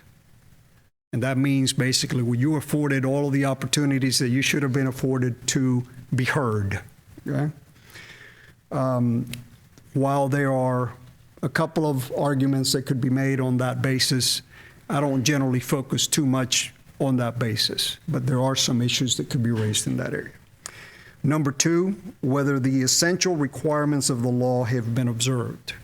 And this is important because in this case, the essential requirements of the law are that the decision was based upon a review of the facts to the criteria that is laid out for a special exception for Orange County, and that other factors did not come into play in that decision being made. I'll talk about that a little bit more. And third, whether the judgment, the decision that was made, is supported by competent, substantial evidence. And that generally, the case law has indicated that you need to rely upon testimony of experts, actual valid information that is presented to you, and generally layman comments made by neighbors and so on and so forth are not sufficient to be considered competent, substantial evidence. A couple of things for you to look at. The county commissioners, and I'm certainly not going to stand up here and quote each one of them, but we have looked at the comments that were made by the county commissioners once the public hearing was closed, before and after the motion, and all but one, possibly two, clearly seem to indicate that they were surprised that they were back at looking at a petition for a high school special exception in a rural settlement, because they felt as though they had sent you a message during the Evans decision, and that you understood that the county commission was not going to approve a high school in a rural settlement in the future, and you should have adjusted your actions to that message or that policy indication. Others made comments along the lines of, we're making a decision today, not just for this rural settlement, but 21 other rural settlements. All of those types of statements would lead one to believe, to conclude, that their decision was based on something other than the criteria in the special exception requirements, and that it was based upon a general belief that high schools should not be allowed in a rural settlement. If that is the county's position, then the school siting ordinance should have been modified so that you knew before you filed the application that that in fact was the policy. I also want to point out to you, as you're making your decision, that the special exception criteria does not apply just to rural settlements. it applies, if you remember that slide that I put up when we were doing the presentation, it applies to a high school in any residential zoning. So you are entitled to put a high school by right, meaning you can go and pull a permit, and they cannot deny you,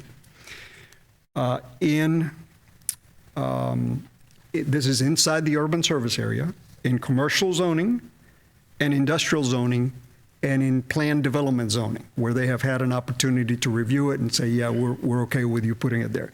But if you move over to any residential zonings, in fact, that includes PO, professional office, then you must go through the special exception process through the special exception process or go through a PD zoning. So that is one item that we consider would be appropriate for core review. Secondly, the motion that was made relied upon the recommendation of the DRC, which is the county staff.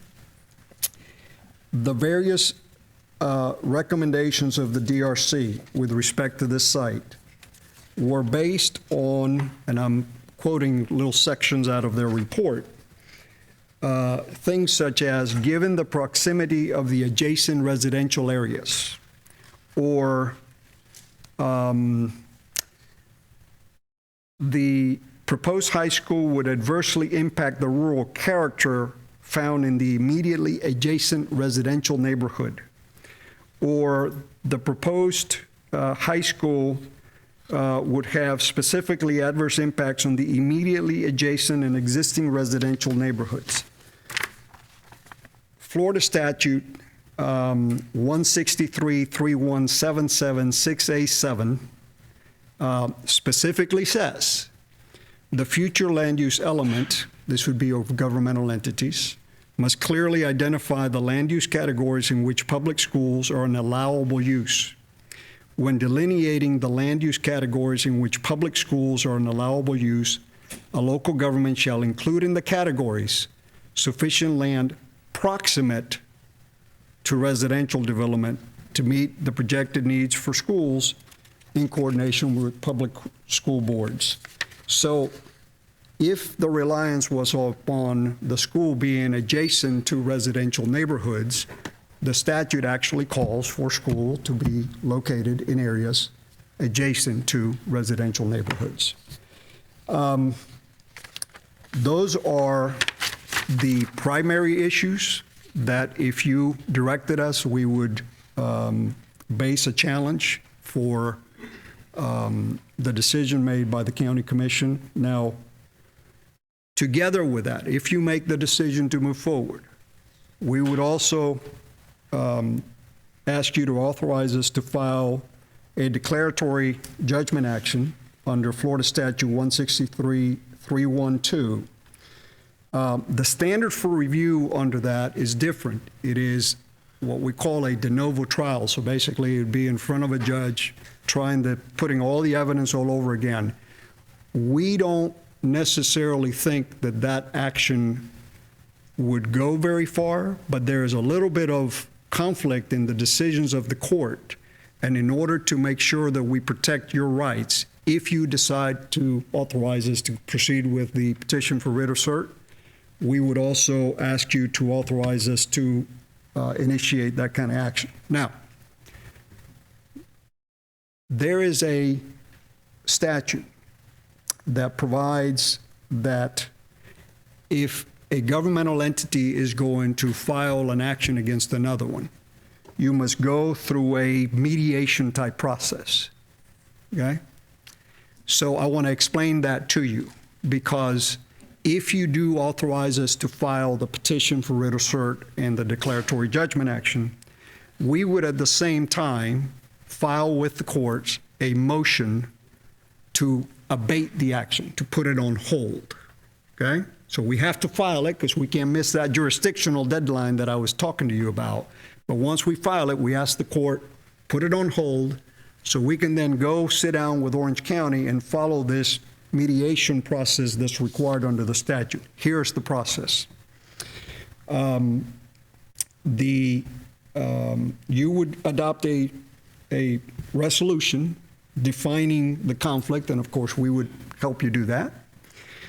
There would have to be a conference between Dr. Jenkins and Mr. Lalchandani as the senior executives of the two entities.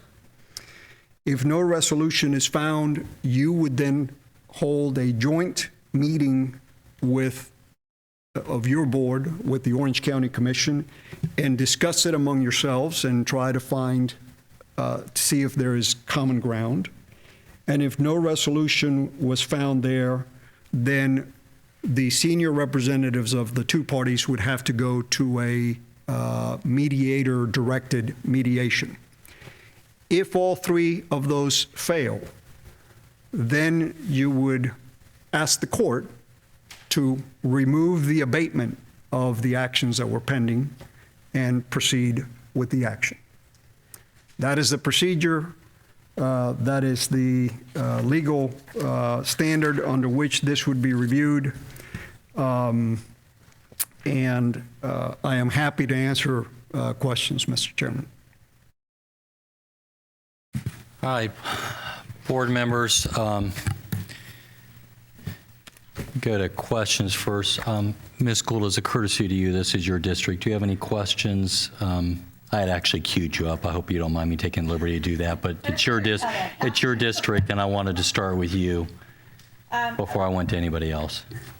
I just need a clarification on what you talked about, and I would actually like to hear the other comments, perhaps before I comment fully. But on the declaratory judgment action, that gets us to a higher court, so to speak. Now, it gets you to the same court, just a different judge within the same circuit court. Here's the reason why we say you have to file that. There was a case from the Supreme Court that said the only way to challenge a decision by a local governmental entity is by the petition for writ of certiorari, okay? And everybody was happy-go-lucky going along, filing petitions for writ of certiorari. Until a case came along at the First District Court of Appeals that said, hey, wait a minute. Under Chapter 163, you had the ability, it says that you should have filed a declaratory judgment action, and you didn't, okay? And therefore, you lose certain rights. Okay? Because of that conflict between those two courts, we would file that, okay? But we think at the end of the day, the determination in this case would probably be made under the petition for writ of certiorari. So I can't in good conscience tell you not to file the DEC action, right? Because you could lose some rights. So, but we would still follow the same process you outlined. Yes, ma'am.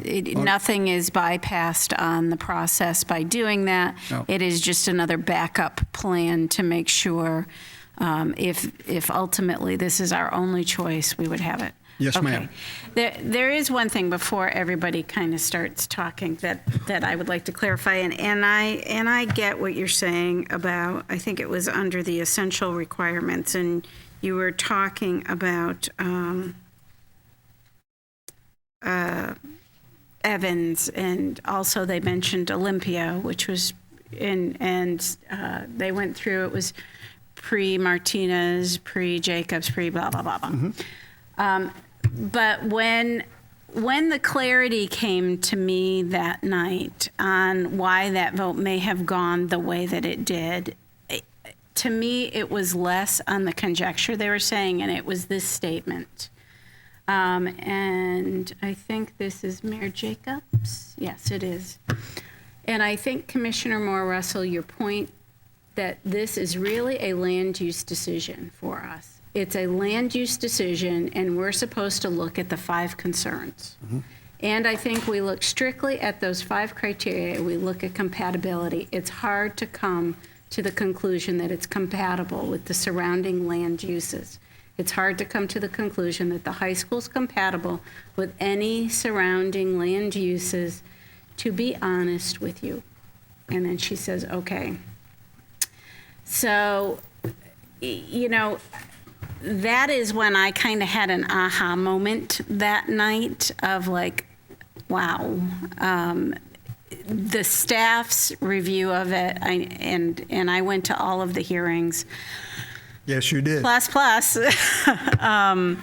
But I went to all the hearings and I listened to everything. And of course, I'm new to this, but that stuck out to me.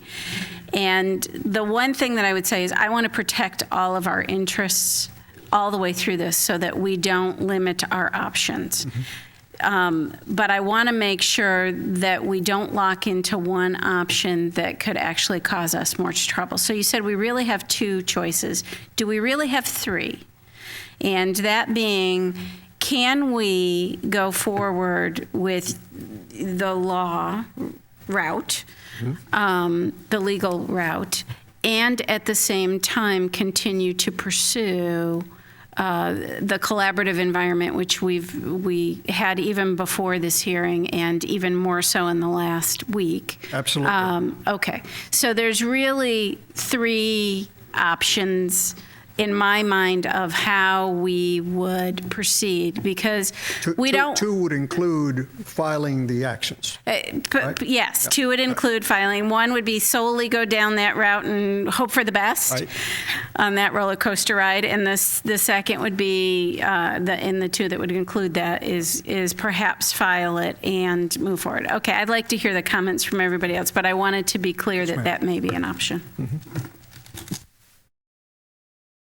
Thank you, Ms. Gold. And let me ask y'all to indulge me in one thing. Parliamentary-wise, let's try to do, and y'all can do it however you want, but let's try to do questions first, and as you did. Thank you, Ms. Gold.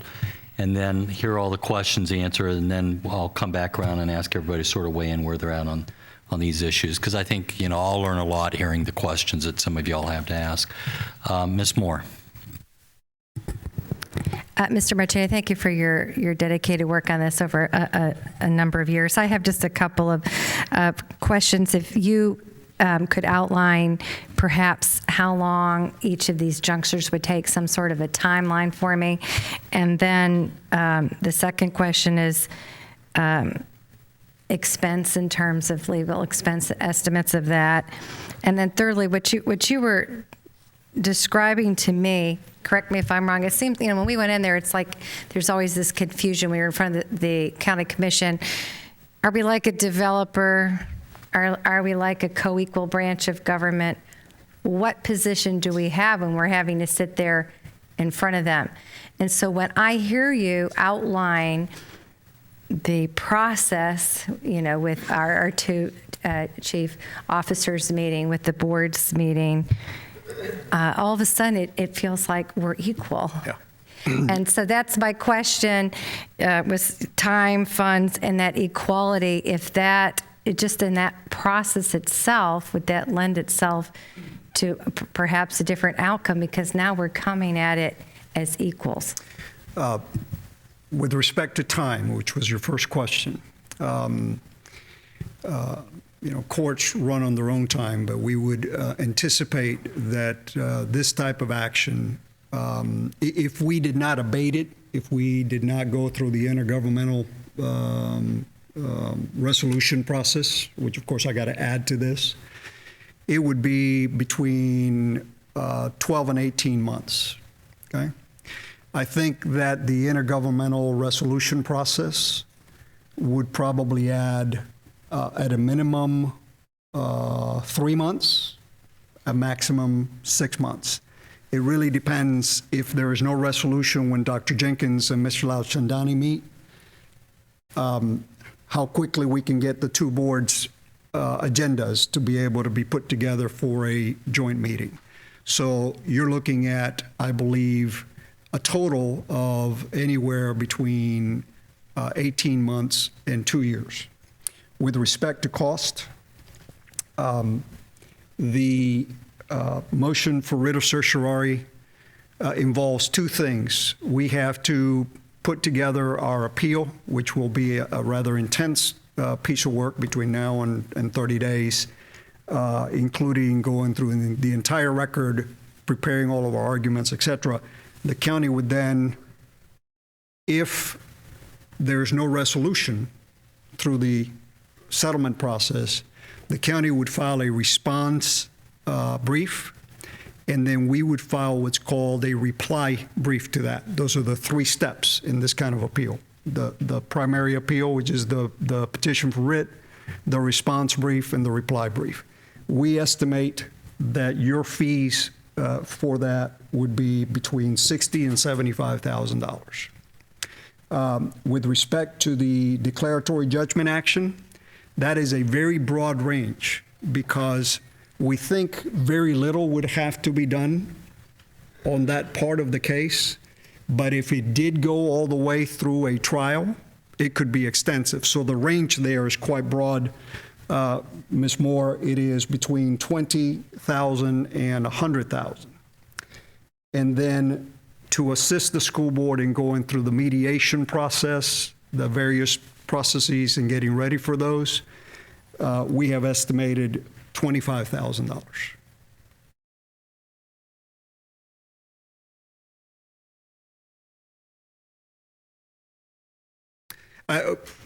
Thank you. Of course, that portion, when you, although I made clear that you were coming before them as the school board of Orange County and not as a developer, you were not there to try to maximize profit on a piece of land or any such thing. You were there to serve the children of Orange County. Nevertheless, you are an applicant in a development process. So through that process, you are viewed as a landowner who is an applicant. And through the petition for writ of certiorari, you will be viewed that way, but the court will, of course, recognize the rights that have been given to you by the Florida statutes as a school district. The negotiation or mediation process that I was referring to does bring you on a more even footing with the county. You're not sitting in chairs in front of them and they are talking to you. You are sitting there with them talking to each other, trying to find a solution to what they obviously believe is a very complicated issue and admittedly is a thorny issue. So yes, you would certainly be on a more equal footing as you're trying to negotiate through the settlement process. Mrs. Gordon. Yes, thank you. I have several questions, so you may have to put me back on the agenda, Mr. Chairman.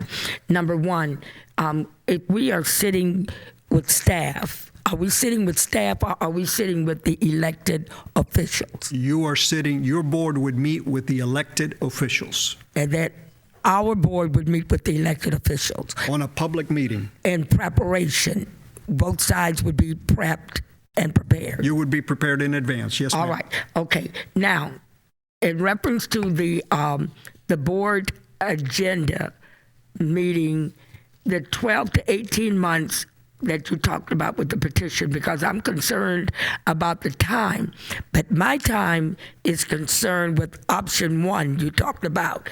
If we did nothing, move forward and look for another option. Yes, ma'am. Have you worked with our superintendent and legal department and staff what the cost would be and the timeline for us to get our footing back to where we are right now? With respect to another site? Yes, I'm talking cost and time. Sure. It's going to be way more than what you said. Yes. Because if we have to do nothing, we move forward and look for another option. We're looking at land costs. Well, we're looking at legal costs. Sure. We're looking at trying to rebuild. The part with Mr.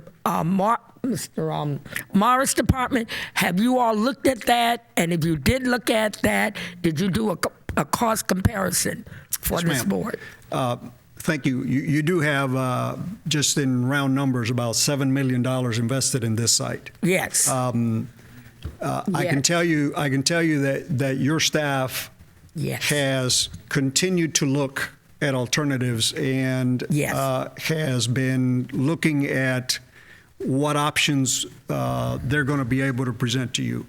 I have not done a cost comparison analysis because we don't have all of the costs of what it would take that's to do going to for be a that key site. figure for this board. So I'm not going to waste my time and question there, but it's going to way outweigh the 25. The $20,000 to $100,000. $20,000 to $100,000 is a drop in the bucket. Okay, compared to what we have already done. We have change orders coming before us that cost more than that. Okay, because you're talking about disintegrating. If we decided to do nothing and move forward and look for other options, we're disintegrated $7 million. Well, pretty much, because other than in the drawing and the plan, but we don't have that figure. Right. That's the figure that the superintendent would have to bring back to the board that I'm concerned about. Yes, ma'am. In fairness, there's still some value to that property, obviously, if you don't use it for a high school, but you're right, that investment is No, if we did nothing, we could not use it for a high school. That's if right. the boat stands the way it is today. That is true. So that's a loss. Okay. Okay. All right. Then the next thing, so that's important. The next thing that weighs in the 30 days, the 10 days, where do we stand right now? Because the days are moving. Are we looking at weekends? Or are we looking at Monday to Friday? We're looking at weekends. All calendar days are included.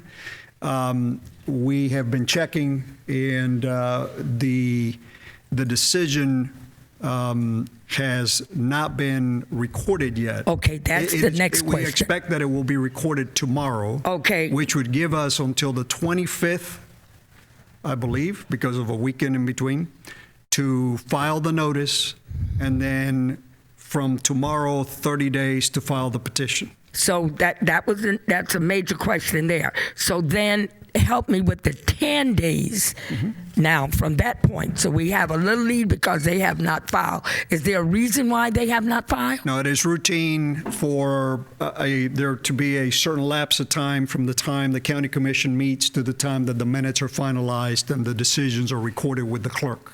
Okay, now, and I need to just ask this one. The common ground, if all fails, the mediation fails, we asked the court to intercede. I didn't, I think Christine's question was a little bit different. How many months or years are we looking at? 18 months to 2 years. Okay, all righty. And I could come back on. Thank you. Thank you, Mrs. Gordon. Mrs. Robinson.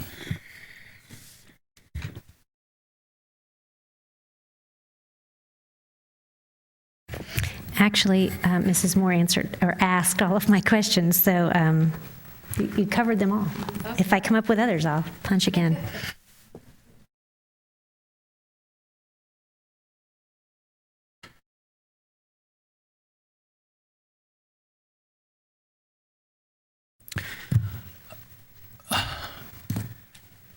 And board members, I will just say before I ask my question that you know, frankly, I only became aware myself yesterday of the 10-day limit to file the notice.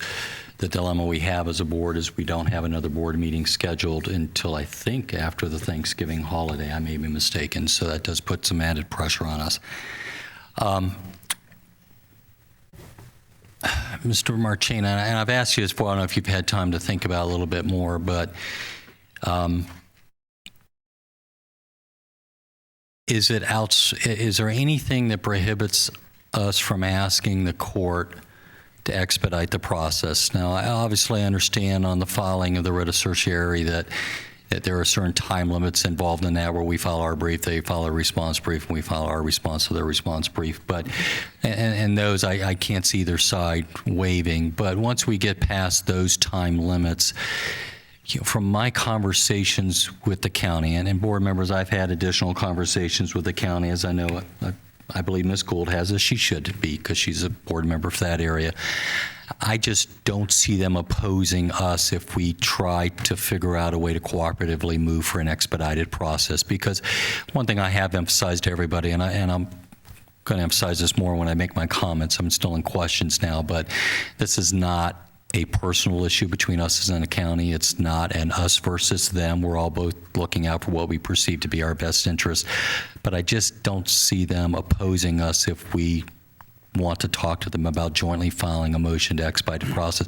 And frankly, knowing our judiciary, I think they would see the public importance of getting this resolved quickly as well. So is there any fudge factor in those timelines if we were able to get them to work with us on expediting it? Yes, sir. In fact, you're right that I agree with you that I think the county would really have no reason not to expedite that decision once everybody got their time frame to do what they needed to do.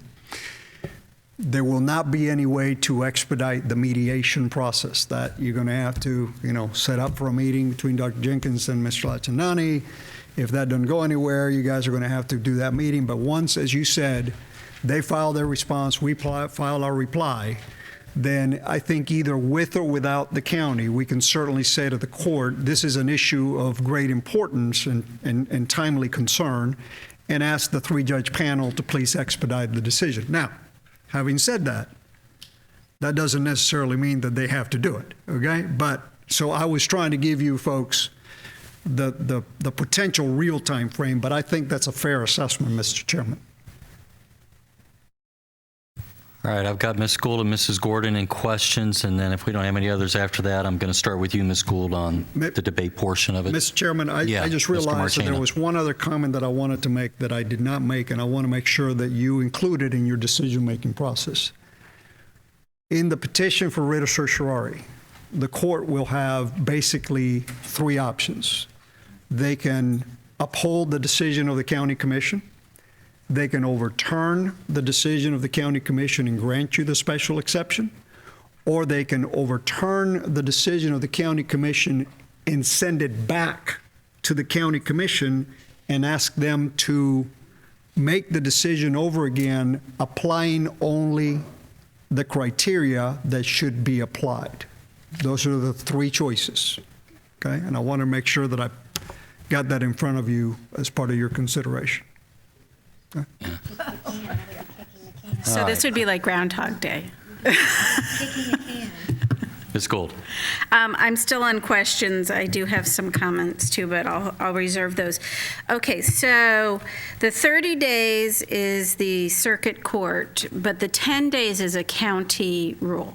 Is a county rule, and basically it's as simple as a one sheet of paper that gets filed that says a notice of intent to file a petition for writ. Can we if later on ask you for an don't, extension on the 10 days? No. Why not? Because it's by ordinance. They would have to change the ordinance. There would be an ordinance change. But Ms. Gould, I have good news. I love good news. If you file your notice of intent, okay, and for some reason you later decide that you really don't want to pursue the petition within that 30-day period, no harm, no foul. Okay. Okay. In fact, as a way to preserve the school board's rights, when Evans was decided against the school board, a notice of intent was actually filed, and then the school board just didn't proceed after that. Got it. Okay. I'll reserve mine until all questions are done. Mrs. Gordon. Thank you, Mr. Chairman. Okay, my part, I think you partially answered it. I wanted to ask what other rulings would there be coming from the courts? And you did say uphold. They can overturn, or they can overturn the county commission and ask them to do it again. Do it again. Now, here's this. How strong is that in the legal system that either one of these would take place? And then my concern is with the, keep that in mind now, and then my concern is with who interprets the special exception, because from what I heard you saying earlier,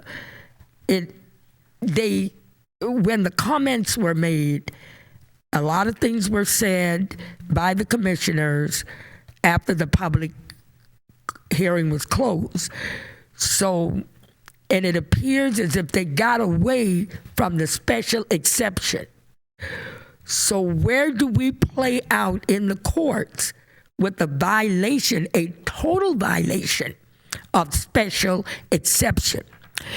If you remember, the only reason we went there was not to be reprimanded by Commissioner Brummer and a couple others, but we were there only to get a ruling on the special exception.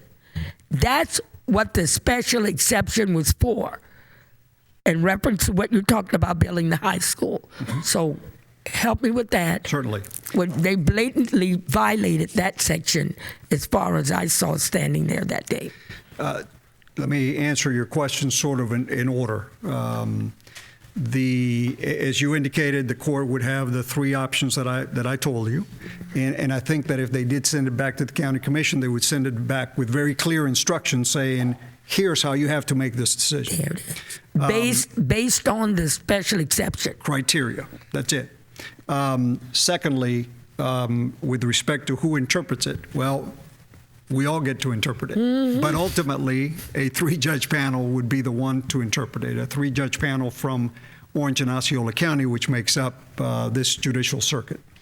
And then if you're asking me what is the strength of your case, I think I understood your question to absolutely. be. I think that based upon the evidence that we have reviewed, we believe that it is likely that a court would find that the county commission's decision did not satisfy the essential requirements of the law and either overturn and send back the decision that the county commission made. Thank you. Thank you, Mr. But ultimately, Chairman. remember, the judges decide. Absolutely, and needed to make that clear. And they're deciding based on the facts of why we were there, not what was said in the meeting. Okay, thank you, Mr. Chairman. All right, I'm going to go into comment now. Before I do, Mr. Rodriguez, Superintendent Jenkins, do you all have anything you'd like to add before we go further? Board members, the only other thing I'd like to say is that, again, if you consider your first option, which is to do nothing, that's fine. But it does effectively mean that going forward, that property will not be available. You do not get a chance to go back and petition the county commission again in 31 days once your appellate rights have expired.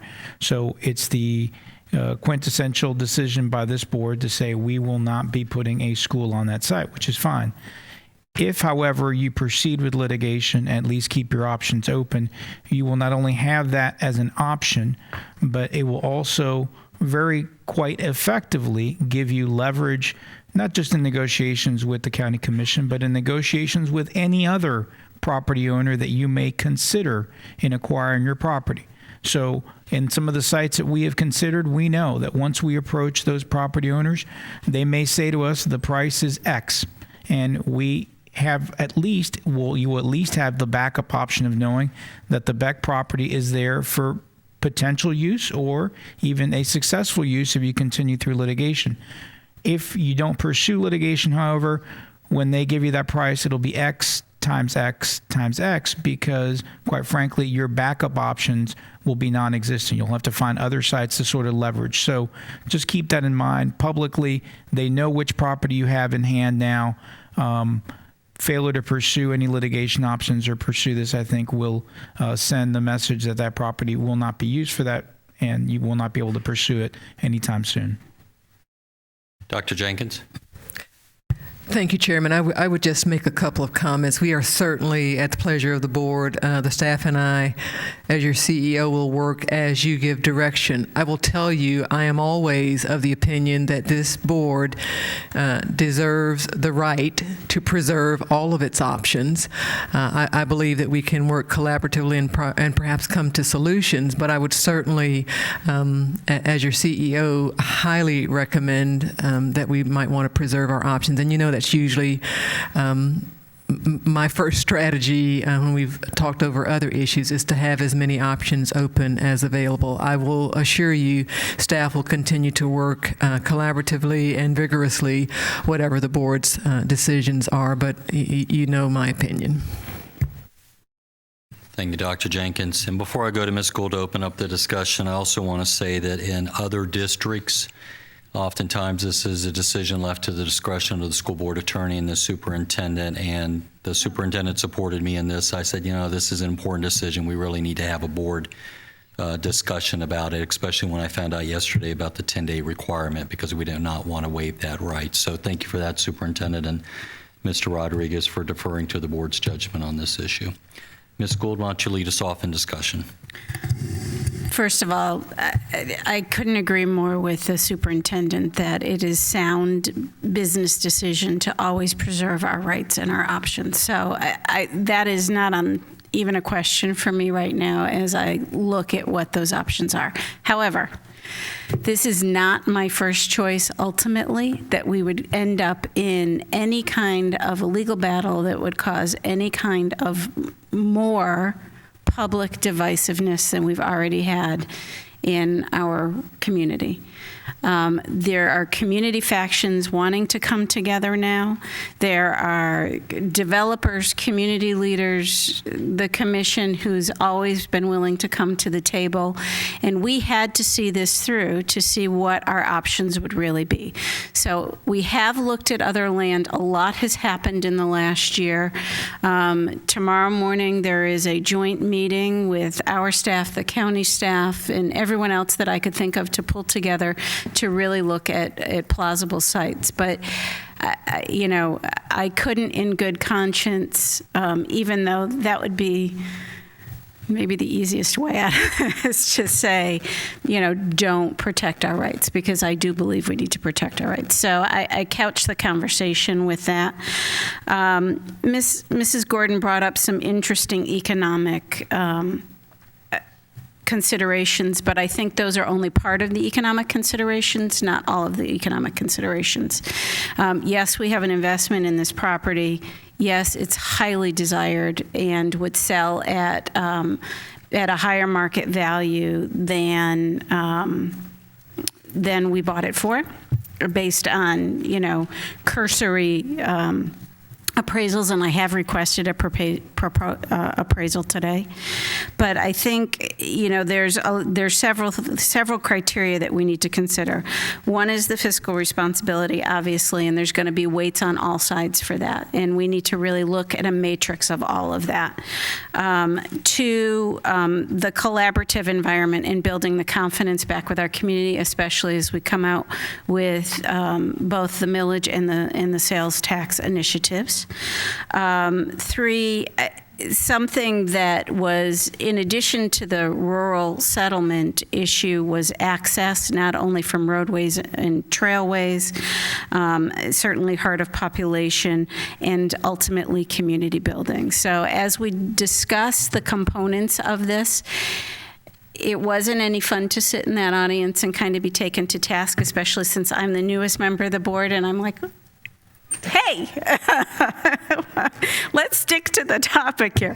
But that aside, that emotion aside, and our need to protect territory, for the lack of better wording there, that's not really my intent, but I want us to take the criteria and really matrix it out and give the staff and the team an opportunity to do that, so that we have hard numbers, hard facts to be working with, instead of kind of conjecture before we make a knee-jerk reaction.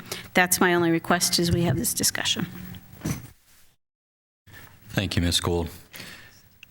Well, I also support moving forward with the notice of intent and with the litigation. I think we've got to keep our options open, and frankly, I think we lose all leverage to come up with a solution that's acceptable for the students and the families that we serve if we don't pursue the litigation.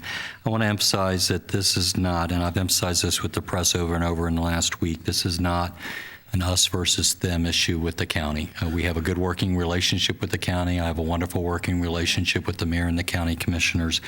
and I intend to maintain that.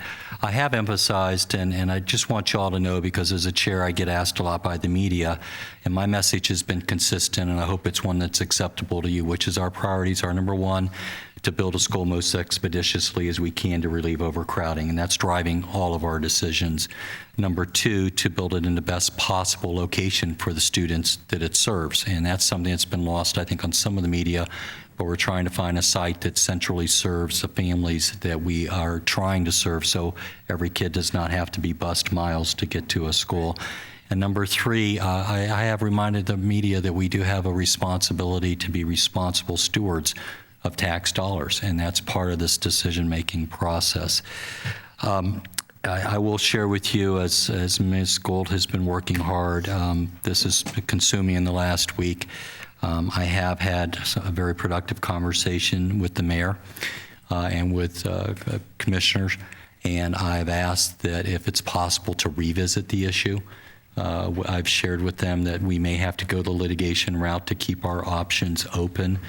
I have expressed the desire that I wish that at a minimum that instead of outright rejecting it, they had at least sent us back with a dictate that, well, we'll approve it conditionally, but only if you meet these design standards, or cap the population at this, or move the stadium here, or build a higher wall, giving us some options. So we keep all those options open if we pursue the litigation route. I also want to echo something our council says.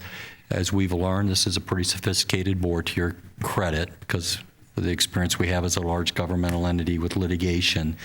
Nothing is etched in stone. So if we initiate the litigation to keep our options open, I think our attorneys will agree we can always reach a point in the process where we decide it is not fruitful to pursue the litigation any further, and we can also always end it at that point. Nobody on the other side is going to fight us if we decide to end the litigation at some point. But this gets us to the table in an equal board-to-board conversation. It gets us to a mediation. It keeps our options open for potential redesign aspects. And I want to throw out one final issue there as well. And I don't want you to misread my comments, because I don't want to be misquoted on this or have it attributed wrongly. But that site also, while it may not ultimately be a good site for a high school, may be a very good site for a middle school or for an elementary school. So I still think it's the best optimal site for a high school, as Ms. Gould has done and others have. I've driven all the sites. I've looked at the maps. I've spent hours upon hours looking at the property out there. Reasonable minds can differ on that, and I respect those who disagree on that. I truly do.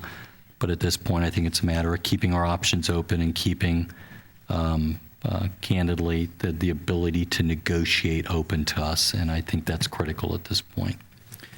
Mrs. Robinson. Thank you. One thing I did want to state, I was not with all of you who were at the Board of County Commissions last week, but I did listen at the very end. I got home and got in front of the TV, and I got to see them debate it live. So I did at least see that portion of it, and I was in constant contact with Mr. Rodriguez, getting updates as the day got on before I could get in front of the TV. So thank you for all of you being there. And I did hear the debate. I, too, was disappointed during that debate in a couple things that I heard, where one commissioner said some criteria, they can say definitely some criteria was met, but then some wasn't. And then another commissioner said, well, we have to meet all the criteria to grant the exception. So they pretty much, they laid it out there saying that the criteria had not been met, and they just, I don't know how they didn't agree that the criteria had been met. But anyway, and then that with feeling like a lot of the criteria had been met, but not all of it, they didn't come back with any other options. Like Mr. Sublette was just stating, give us some, well, if you do this, if you do that, we can work. They didn't give us any options. They just shut it down. So I, too, feel that we need to keep our options open. I feel we should go on with our legal side of things just to keep the options open, and as we continue to move forward looking at all the options. But I don't want us to shut off our legal options and then not have that. So I too agree we need to keep our options open. Thank you. Mrs. Gordon. Yes, I thought one time, like you did also, but from hearing what everybody had to say at the meeting, even considering putting a middle school there, do you know how long you're going to have to wait to get kids in a middle school? Okay. I mean, you all must have been with Sandy. We looked at that option. It is not a middle school site. When Rick and I were on the board, I think Joey and Daryl came later on it. This thing has been, you heard what the county commissioner laid out. They reprimanded us for taking so long. And now we're talking about even looking at it for that's going to be sometime along the line. And then you have to look at, now Pam really is going to have some problem. And Pam, you're no longer a new member. That ended the first year you served. You have been on more than a year. Next week will be just 1 year. Seemed like 10 years. Okay, it seems like 10 years. But I think that I could not go for do nothing. And just let it ride. And I like what you said, Mr. Chairman. It's not us and them, it's really the children. Nobody likes nothing in their backyard. Even sometimes my community get angry about their little backyard, but very seldom. And I always say we're just so glad to have, the majority of us are just so glad to have something. But I'm for the petition. I'm for moving forward. I'm for getting our lawyers ready to roll. I'm for getting these 30 days out of the way, the 10 days out of the way, getting the 3 judges appointed. I'm for moving forward to see where we can go. I would like to ask how quickly, though, because we do some things, and I wanted to commend Tyrone for being in the back with us in the back there, and he's in the back tonight. But he really cleared up a lot of misconception, and I think that came from his knowledge that he brought to Orange County Public Schools from the county. And I really wanted to thank him for his expertise in that day. Woody forgot, I think, to call out, you better call Tyrone. Call him. You didn't call him. Okay, so basically what I wanted to ask the attorney, you said we can pull permits, the commissioner zoning, the industrial zoning, and the planned zoning. How quickly can that take place? Because I don't know if you could do that real quick or not, but it seems it's a little quicker than the other court steps. I'm looking at Mr. Morris because he and Tyrone would know that. So that's a major key right there. Ms. Gordon, if you had property that was already zoned, commercial or industrial, you could pull a building permit tomorrow for a high school. Okay. If you had property that was PD stands for planned development. The planned development. So in order for you to build a school in a PD, you have to have had a plan approved for that zoning that includes the school use, okay, and gets reviewed. And generally, a plan development includes review of your site plan, just like you're going through in a special exception. So that wouldn't be nearly as easy. Then all of the residential zonings, you would have to either go to a PD or go through this special exception process that we're talking about. So it would take, 6, 8 months, however long we've been in this process.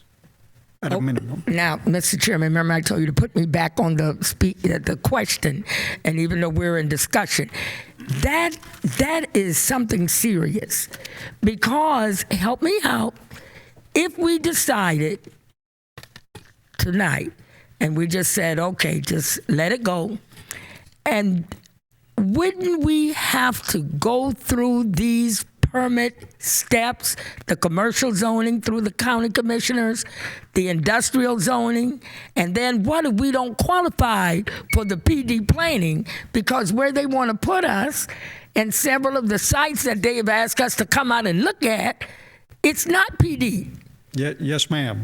The point you're making is that So whatever bored. site you move to, you'd have to go through this kind of process. The answer is yes. And that timing there is going to take what? That at a minimum, let's see, we started this application in March, April, and here we are in November, so it'd take at least that much time. So timing is of the essence in this. And I would definitely have to say I'm ready for the 3 judges to be appointed. Ms. Flynn. Thank you, Mr. Chair. I'm going to take another approach to this because even though, Ms. School, you have the onus of having this particular site, it really is, and when you look at the big picture, it's really countywide. Mrs. Cadle, you've got some property along land along Lake Pickett Road that's, subject. I've got ICP out in the east. I mean, we've got some major land use school siting issues still to come. And I think this was a step by the county that eroded our ability to site schools where we need them. And so while I don't like to say it's an us versus them, it is. I'm sorry, it is. It's taken away some of our local control. The implication across the county is going to be there. And while I want to keep our options open, I think we have to continue to look at this. N19, out of my way, I think is a perfect example of how a community, Waterford Property Town Holdings, gave property at the last minute. They changed it, gave us a bad piece of property that is landlocked, you can't get into. So I think there are major implications across the county. We need to look very, very closely at this. We definitely need to have keep our options open. While I don't want to litigate, because I think there's a lot of political aspects to this, I think we need to push this. I do think we need to push this. If we bring Mrs. Cadle is going to probably do the comments about the CEAs and that type of thing, but I think we have to look very closely at what this means to the community, the building community, and to where we site schools. So I do want to put that in there. I think we have to look at this with a very critical eye, and we have to be tough. Nobody was singing Kumbaya when we left that meeting. And when we left the meeting. And when you read the transcripts, a lot of finger pointing toward us. So we are a board with a major responsibility for 187,000 students. And we have to provide for students with schools in the proper locations. So I say, let's reserve our right and let's move forward. Ms. Cadle. I'm not going to talk about the CEAs now because that comes up next, but a couple of things. We've got to preserve our rights. I found out because I was in luncheon with Commissioner Edwards today. He brought up Rybold Ranch. I didn't bring it up. But the county is now looking at, the developer has suggested with the Rybold property, because they haven't been able to do anything, that they had this new catchy name, transitional something. And part of it's going to be high density, and then as you kind of move out, I don't know if you're moving into the middle of the property or you're coming out of it, but eventually it's going to get 1 house per acre. But they're looking at a whole new way of looking at the Rybold property. We are going to have school sites out there. I'm just telling you right now, there is absolutely no way the schools in that area, Corner Lake was brought up as being in the rural settlement. We had to go fight over at the county commission to make sure we could build East River. And we had to ask them, and some of them felt like it was rural. I was like, have you driven out there lately? I mean, in 2002, I would have told you it was rural. There was one gas station out there. They're new 2 gas stations. There's a Publix and the trailer and the tractor shop that's been there. We now have Burger King, Long John Silver, Taco Bell, Walmart. The McDonald's has always been there. So, yeah, there is some rural stuff around it, but that intersection, no way, Jose, is it rural. So we've got some big issues that are coming down our way. And, I kept hearing, because it always was, you can't cross the econ. Well, there is no way you get to Rybold property without crossing the econ.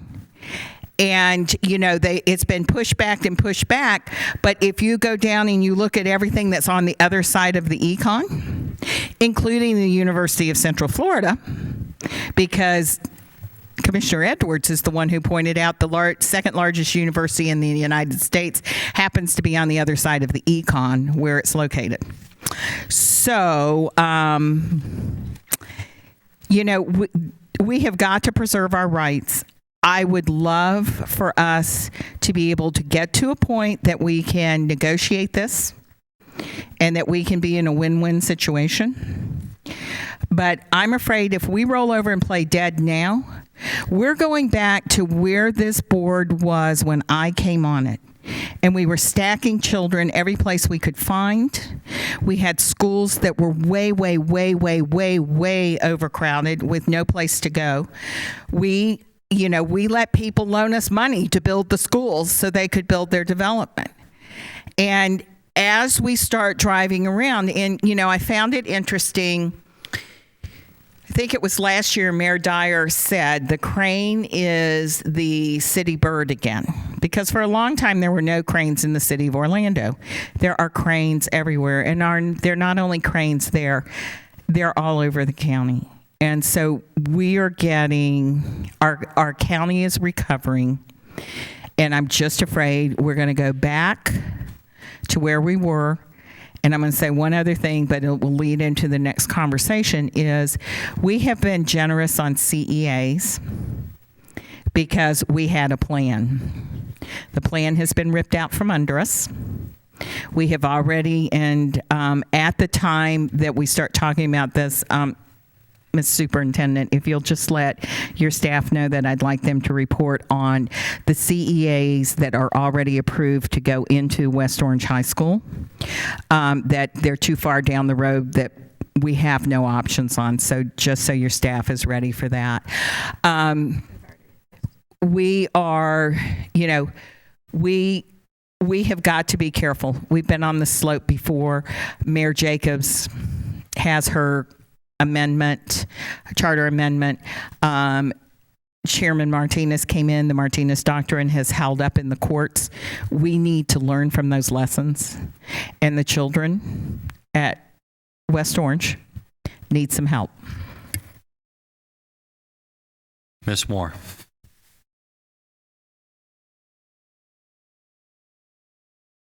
I definitely would concur with the rest of the board members that we need to preserve our rights. And I do have hopes that if we have the ability to continue to have conversations, we have several commissioners perhaps. When you get in that setting, you have 1 hour and you're really dealing with the specifics of the zoning issue. But just like when all of us came on this board, and you think things are so easy until you find about this layer of law and this restriction and this problem and this and that. And all of a sudden you go, the solutions aren't as easy as I thought. But those commissioners don't really understand. They don't know. So, I have high hopes as this board is brought into it. It's not staff driven, that if we have some conversations, when Dr. Jenkins goes to speak to Ajit Lashandani, that perhaps there are going to be some aha moments for him as well to realize what she has to contend with to make this to work. We know the area is going to continue to grow and grow. And certainly, I know we've had conversations about the school siting ordinance, and it didn't happen. So those are the rules that are on the books.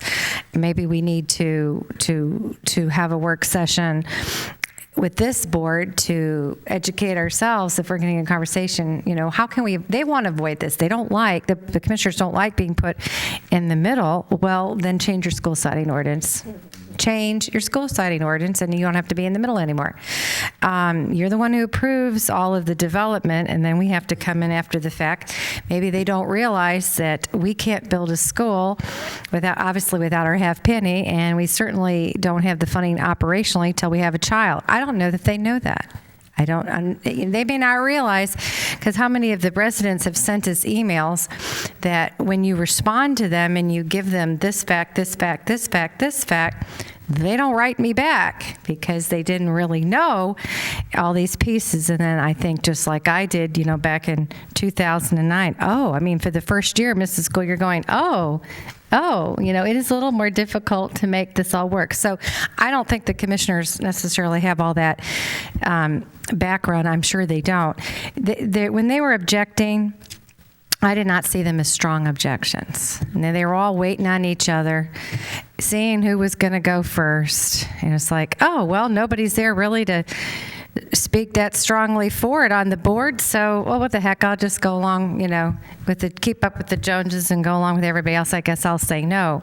I don't think they really realize what that means to us. So I certainly think we have the ability to go back with a lawsuit, and you'll have to tell us if we're allowed to keep talking to them about this sort of thing or not. I've had, just like the chairman, I've had conversations with some of them since this has all occurred, and explained to them very nicely that my position, I'm probably going to be in a lawsuit with you. I don't know what else you want me to do, because we have to have a place for children.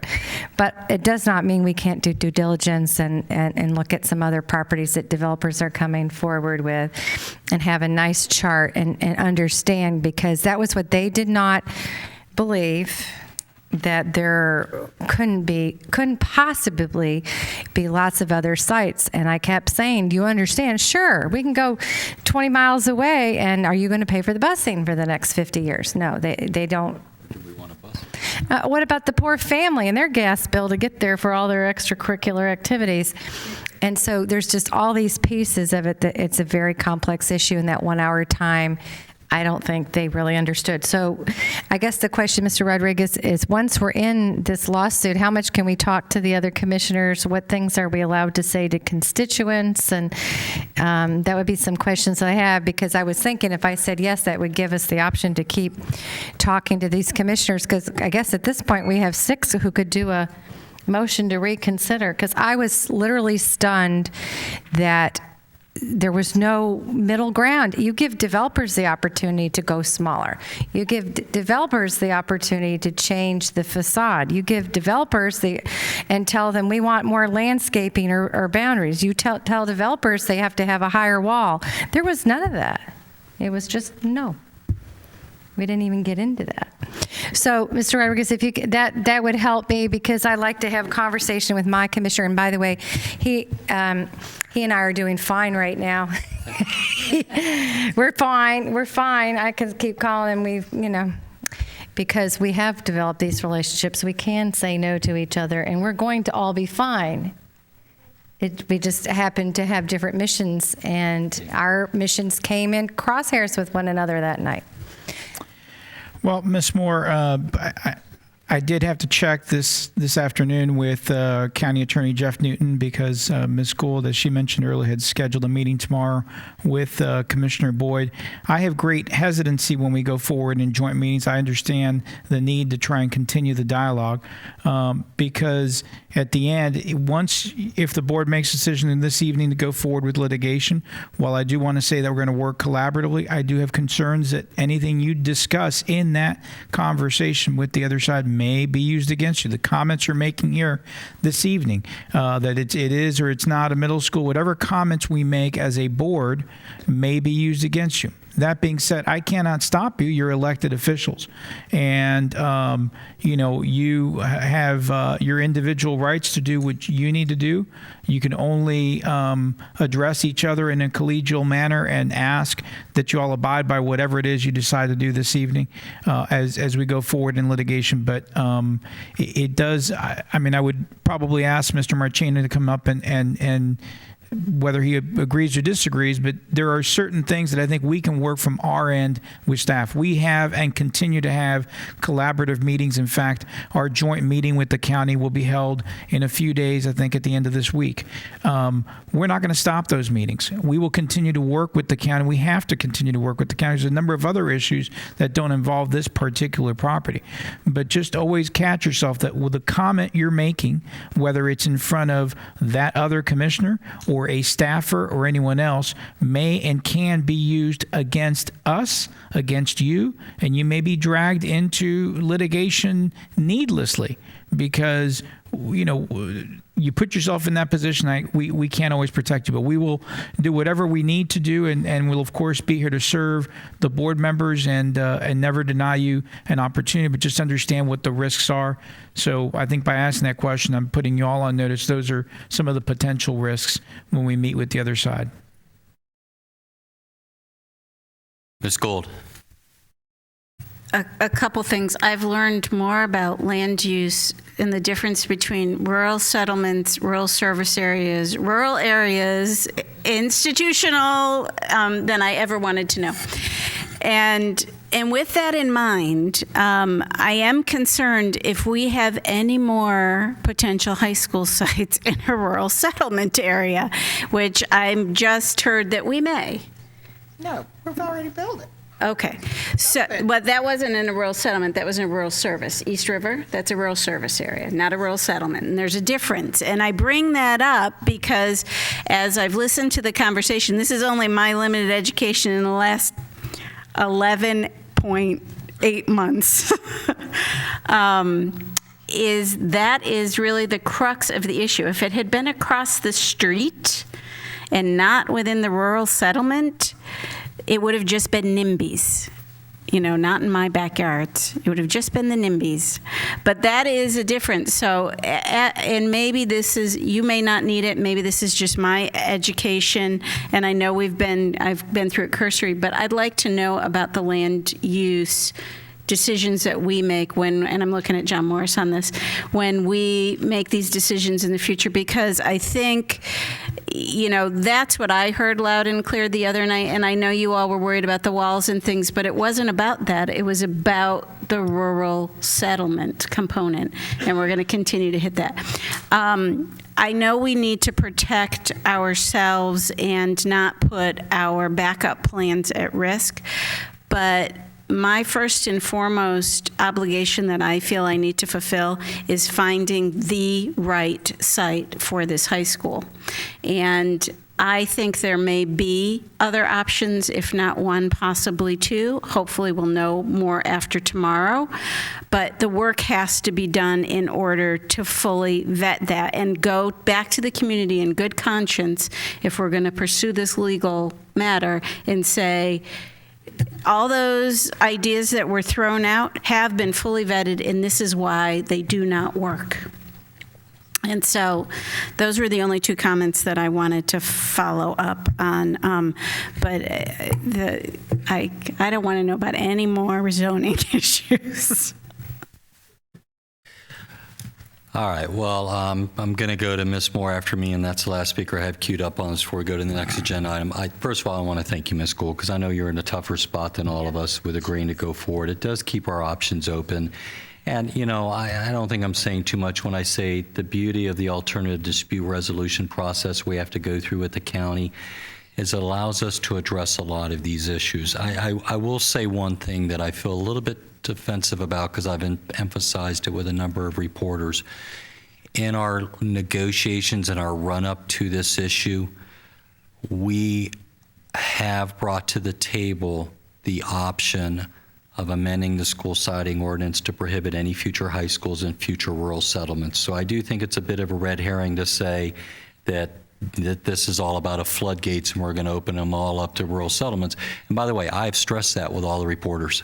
You know, that's a condition that I think our board would have been fine with. This is a singular instance, you know, in the defense of the board as well and our staff.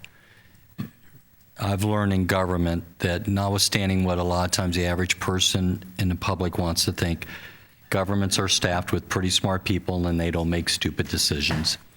And as I've pointed out to the media repeatedly, we already have 6 schools in rural settlements, and rural settlement was never an issue in this county until the Evans High School issue. And since the Evans High School issue, now rural settlement is viewed as a wedge to stop a school being built in somebody's backyard. So the issue is not about 20 other rural settlements that are not affected by this high school. I see a lot of nodding of the heads. I don't think we ever want to go through this again, but this board's staff and this board back in 2004, they weren't village idiots when they bought that parcel. It had never been an issue before. And frankly, the irony and the thing that frustrated me the most at that public hearing last Tuesday was to hear critic after critic get up and criticize us for not having advanced planning and foresight. And I'm sitting there thinking, my gosh, we went and bought a parcel of property 9 years ago knowing that development was coming, knowing that it was the best site geographically for the near-term development, which I believe it is, and now you're criticizing us for not having advanced planning because of an issue that never existed before 2007 with the Evans High School issue, which arose 3 years after we purchased this property. So, you know, I appreciate the fight in all of us. I've got a little bit of myself, and you know, we're going to fight to defend our institution because this was not an unthinking, unknowing decision. It was actually a good advanced planning decision, and it's just we didn't anticipate the rural settlements becoming a wedge issue that it became with Evans High School. Ms. Moore. I want to just clear up one thing to make sure we're all on the same page, because I did meet with a developer today and looked at his map on an alternative site, and I'm always willing to do that. He called me, I dropped everything and went and did it. So that's not the issue. We will always go look at alternatives. But I think that we have to make sure we're on the same page, that there's issues in terms of not going into rural settlements from now on. You know, how do we want to handle that? High schools. And is the issue that there is no better site, or is it the issue financially that any place else we would move to that there would be a higher cost? I'm very concerned about the time of the students, but I'm concerned about the cost. So to me, when I just heard Ms. Gould say she would not stay at the Beck property if there was another site that was all feasible, I'm not there personally. To me, I want to look at the costs involved and the long-term implications for us with the county commission, that if you don't want us to build high schools in rural settlements, then change your siting ordinance, and we won't do it. It was still on the books, and you know, you didn't change it. So there was a comment by a commissioner that if we all promised to never build in the rural settlement, that we cannot bind future boards. That is absolutely true. I mean, we can all promise, but 10 years from now, none of us may be here. But he can, by changing his siting ordinance. And they have had, how many years since 08, 09? What is that, 4 or 5 years? We've had 5 years to change our siting ordinance. Yeah. So anyway, I just want to make sure where the rest of you are. I'm not willing to just abandon this because there's something that's okay, because then we're setting a precedent. Thank you. Ms. Flynn. Thank you, Mr. Chairman. And I want to clarify a little something that I said too. I'm not talking about just rural settlements, but according to, Mr. Marchena, it might not be rural settlements the next time they say, oh my goodness, this is too close to a residential subdivision. I think that's what I'm saying, is we have to set the precedent that we're still the body that's in charge of siting schools. All right. Ms. Cadle, yes. You know, a school that I used to represent, the land was platted to be a school. And people bought on a street that the alley runs right next to the school, and then complained because the school was built there. Now, the land was deeded in the Navy transfer in Baldwin Park, that school was always going to be built at Bennett Road in Corinne. There never was any question. And what we ended up doing, so if you can, I'm just going to give you a little bit of history so we don't go back and do this again. We should have taken ownership of the property when they first gave it to us. But we were like, oh no, while you're developing it, you keep it. Well, that was prior to the CDC and all of those things, the Community Development Commission or whatever they're called. So all of a sudden, the standard to build the school in Baldwin Park got ramped up to the fact that they wanted brick pavers for the parking lot and brick paver walkways going in, and they wanted a fence coming down Bennett Road that looked like it was wrought iron with brick columns. Now, if we had taken ownership of that property when it was deeded, when the stipulation was made that was to be a school site, we would have bypassed all of the new requirements that came on when this planned community was happening. So I'm just kind of giving you a heads up as these planned communities start coming on. When we get our property, we own it. Let's not, you take care of it, you insure it, whatever, and then transfer it to us. Well, when it got time to be transferred, I think Chris and Marcos worked a long time on that one with me too, because all of a sudden you couldn't do this, you couldn't do that, you couldn't do that. But the Naval Commission that closed the Navy base said that is the school site. Glen Ridge was not the school site. There wasn't a middle school negotiated in that deal, but the elementary school always, from the very beginning of platting any of that, was to be on that site. So as we move forward, we need to realize that there are some history things that have happened in planned developments, and with developments happening again, we need to remember the lessons we've learned along the way. Dr. Jenkins. Chairman, perhaps I'll wait until, if you're going to take an official vote, I'll need some direction for staff as well. Should I wait until after you vote? Let me ask you a question, Mr. Rodriguez. You've got, I think, unanimity. Do you need in consensus, not just consensus, unanimity? Do you need an official vote? I don't. We have consensus to move forward unless it's a requirement of a board member. So, Mr. Marchena, are you comfortable with that? I'm comfortable with that, Mr. Chairman. We will need to come back to present you with a resolution to adopt regarding the intergovernmental dispute resolution process. But we can do that at another night. But that could come in after the 30 days, correct? We don't have a resolution. Will there be another meeting before December 13th? There yes, will be. One more. Okay, I would like to do it at that meeting. Okay, now, we cannot do that tonight regardless, right? You don't have that resolution prepared? Nor was it advertised. So I would be hesitant. Okay, well, that answers the question. Okay. Yeah.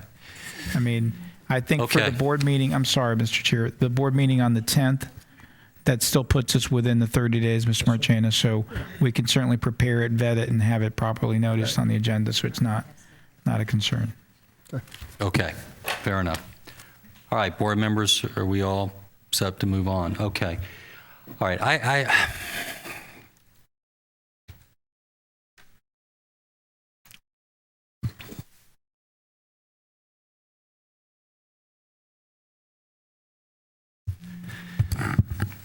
right, I've got one other issue, and I'm trying to figure out how to handle this in a delicate way, and I'm not trying to offend by saying it. I don't want to make this decision on my own as the chairman. And I feel bad because I may not be handling it the right way because I'm putting a board member on the spot, and I don't mean to, because I really don't. But I know that there is a concern on this issue of staff meeting with developers out there. So, my inclination is it puts us in a tough posture if staff is meeting with developers that may impair us legally. And may be wrong about that. If Mr. Marchina and Mr. Rodriguez tell me that that's not a concern of theirs, but I'm sort of carrying water. I know our staff is very concerned about that issue. I do not have the concern of staff meeting with board members, county commissioners, or county staff.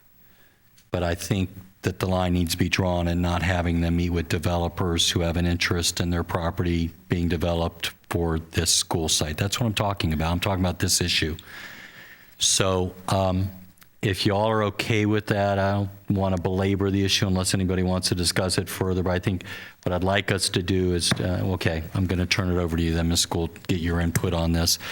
And I don't want to be obtuse about this. I know you have a meeting, and I had to double check, and I hope you don't mind me doing this, but I had to do my due diligence. I hope I didn't offend you by doing this. I couldn't talk to you because of sunshine, so I had to double check with the county today, and they did confirm that the developers were going to be there tomorrow. I don't want to impair the meeting. I'm just wondering if you would feel comfortable calling the commissioner and calling the county and saying, please exclude the developers from that meeting. The developers that I invited have no land that we would be looking at. At this point, the properties that the reason that I invited these particular developers is they have the surrounding residential properties and the town center and the roadway capability. They would be the joint partner with the county on the roadway capability. And the other person that I invited is a planner. He's also a developer, but he's a planner and sits on the council for the Horizon West Coalition and knows all of that, or has all that access to information, so that if we needed real-time data for Tommy, he could pick up the phone and get it. So the intent of tomorrow was really to look at the sites that I have kind of said I like here and I like here, because they look like they fit our pupil map to serve the kids the best. What do we need to do, and what would need to happen in the next 30, 60, 90 days to get a layout on a matrix to be able to see, could the roads be mitigated? Could the utilities be in place? Could all of those questions that came up as we were just even considering other properties.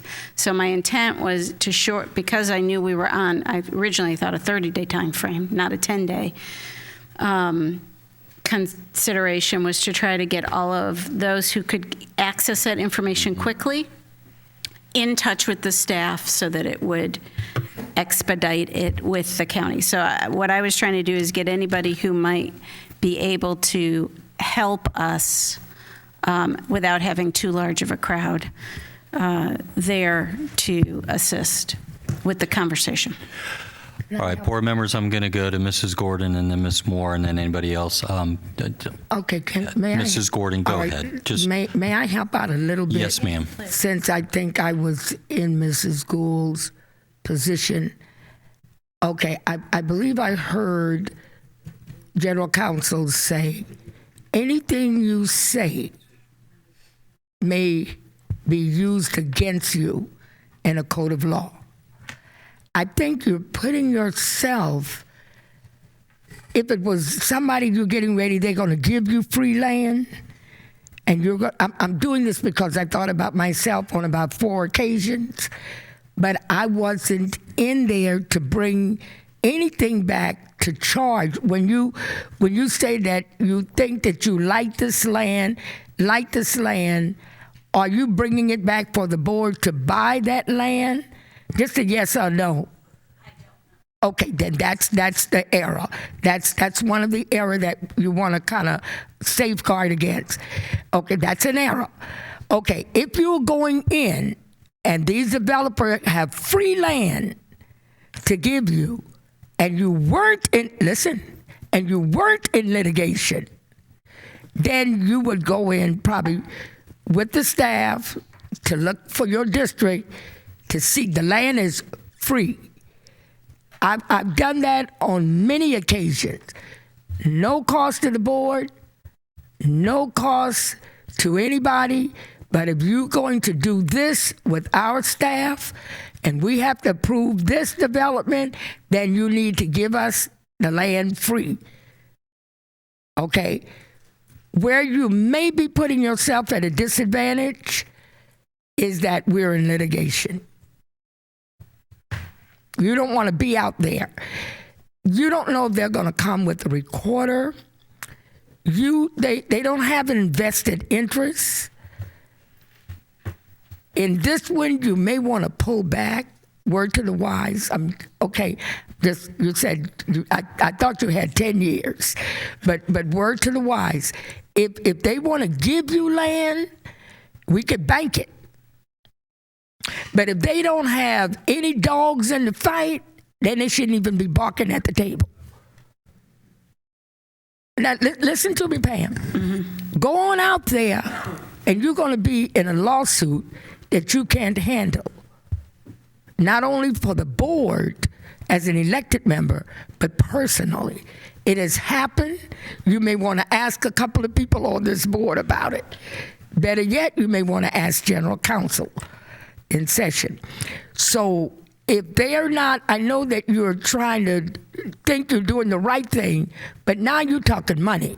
Anytime you're talking where money is going to be involved, but remember what the rule of this board is. Once somebody, if we talk with them, a teacher or anybody, once they get a lawyer, we out of it. We leave it strictly to the superintendent and her staff. And we wait for instructions. Anything you say in that meeting can and will be used against you in a court of law. Word to the wise. Thank you. I appreciate that. And perhaps what I can do is tee it up tomorrow and step away. But and they really, I mean, in this phase of the development, they don't have a dog in the fight, but they are the ones on the two sites that may or may not come after staff does its due diligence. Take a look at that. It could influence it, and that's what we needed the private-public partnership for, is at the table, so everybody's having the conversation. But I appreciate that. Thank you. Ms. Moore. Yeah, Mrs. Gould, that was why I went today, because I got in. I was able to go talk to him, and I gave the information to Dr. Jenkins already. So I was, and I'm happy to sit down with them and show them where the parcel is, and then let them take it from here. But I'm out. I knew when I had that phone call and we were going to have this conversation tonight, I made sure I went before the lawsuit was filed. So I'm happy to share. I only have information on one, and to the credit of the developers, I really don't think it was anything but, obviously he wants to be able to develop his land out there, and he doesn't like the issue between the county and the school board, and this is his side of town, so he's just trying to help. So I felt the motives were pure, and he was just another suggestion. So I'm happy to share that with staff and back off, and I don't need to do anything after that, but I realized that that's why I went today, because I didn't want to be at once after we filed. Yeah, so that's fine. Thank you. All right, well, may I proffer a suggestion? Here's what I think may be a way out of this issue. And by the way, I agree with some Ms. Moore. I'm not casting aspersions on these developers at all. Frankly, I was invited to a meeting 2 weeks ago. It's going to come across wrong, but I was not told they would be there.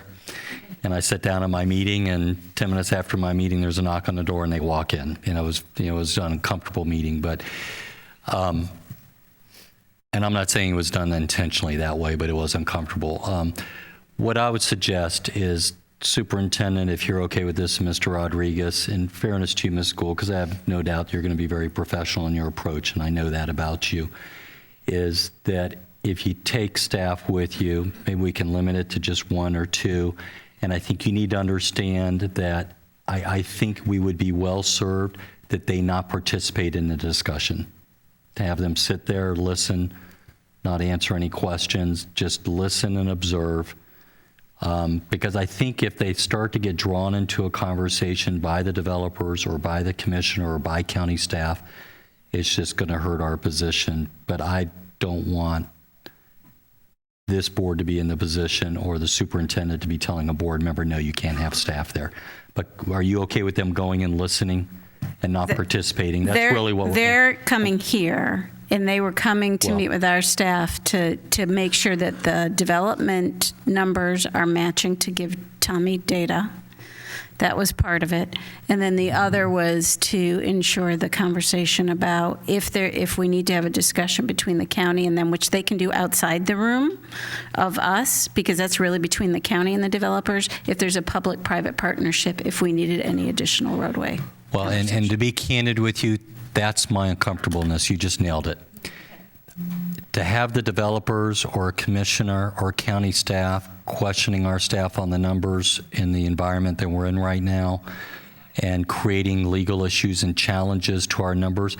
Now, what I would suggest to them if I was dealing with this commissioner is, why don't you give me in writing the questions you'd like to answer, whether it's process or, and again, I just don't feel like it's fair to miss whoever's there to be in that situation. So,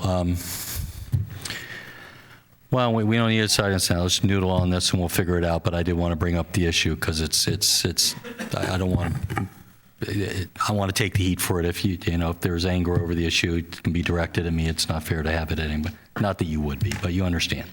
Okay. All right. We are now on agenda item 16.01. CEA. Superintendent, Ms. Cato, let me ask you, do we need to have a staff explanation of it, or you just want to dive in with your proposal? Actually, I would, before we address the two of them, I think that there is some data that would be very helpful for the board members to understand. I'm not sure. Ms. Salvo, come to the podium.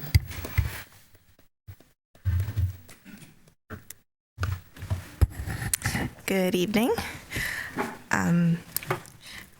Were you just interested in the development numbers?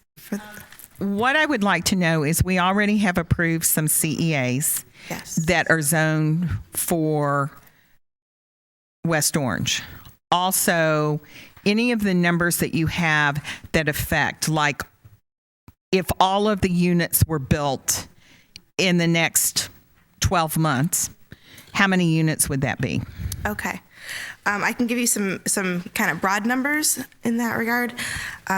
In the West Orange High School zone, the current zone, we have about just under 14,000 residential units that are in some sort of phase of pre-construction or active construction. And we have an additional 5,600 or so that are in some phase of pre-plat or plat approval. So given, depending on what the construction timeline is, the absorption rate, that's almost 20,000 units that could theoretically get built without any type of school board oversight. We've either already weighed in on it or they were vested. There's about another 23,000 that could potentially come forward needing a CEA. And I don't know if you've had a chance to do this, but based on those 20,000 homes, if we use our current generation rate for high school students, is there an estimate of how many students we're talking about in those 20,000 homes? There is an estimate, but I can't do that right now in my head. Maybe somebody can calculate it for me. It looks like maybe Miss McGowan's up there. She's a former math teacher, so maybe she can do it. Because board members, that's part of my concern is we've got some development that's going to go on that the children are already going to end up at West Orange. And we already know that we're overcrowded. And as we sit here today, we don't have a solution. We may have a solution in 60 days. We may have a solution in 90 days. We may not have a solution for 2 years.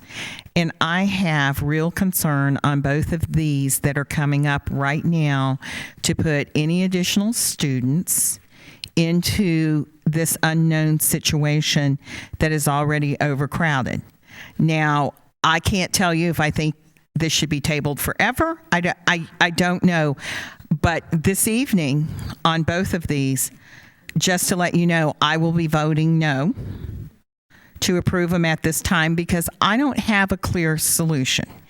And it may be that, we want to look at a situation we had before where I believe there was an area in the Dr. Phillips area, Ms. Gordon, that we zoned everybody into Jones. Well, I think we did that one development. But we have seats at Jones, we have seats at Ocoee, and any other high school that we've got some seats at. We may, if the developer wants to take some seats at a place where we've got seats available, but we don't have any seats available. It's my understanding there are no seats available at West Orange, and it's going to continue to grow.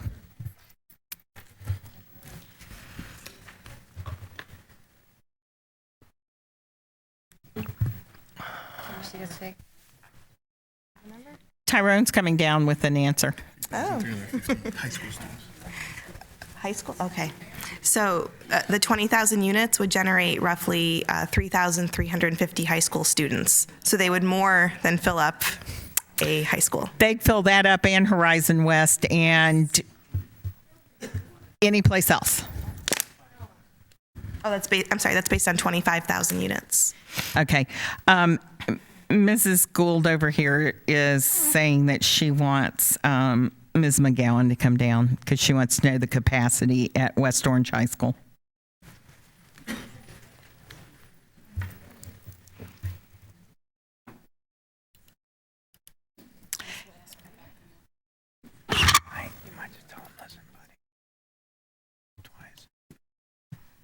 Ms. Gould, it's approximately 2,900 for the main campus, not including the ninth grade center. With the ninth grade center, please. It's about 1,000. I don't have the number right in front of me, It's so over I'm going 4,000, from memory, and I it's about 1,000 more. Okay, I believe the total number was like 37? 4,061 That would be students, approximately with something the ninth like grade that. center. And we are currently at about 3,700, I believe. That's approximately correct, yes, ma'am. At that school. Yes, Okay, ma'am. that's what I wanted to clarify. So when we see on the CEA and the CMA agreements that it's over the 106%, unfortunately, we don't talk about this the same, which is part of the community's confusion about whether we can handle the students or not handle the students, and it's apples and oranges, I know, but that's what confuses them. But when we see the 106% capacity at the high school, it's really based on the core capacity? No, ma'am.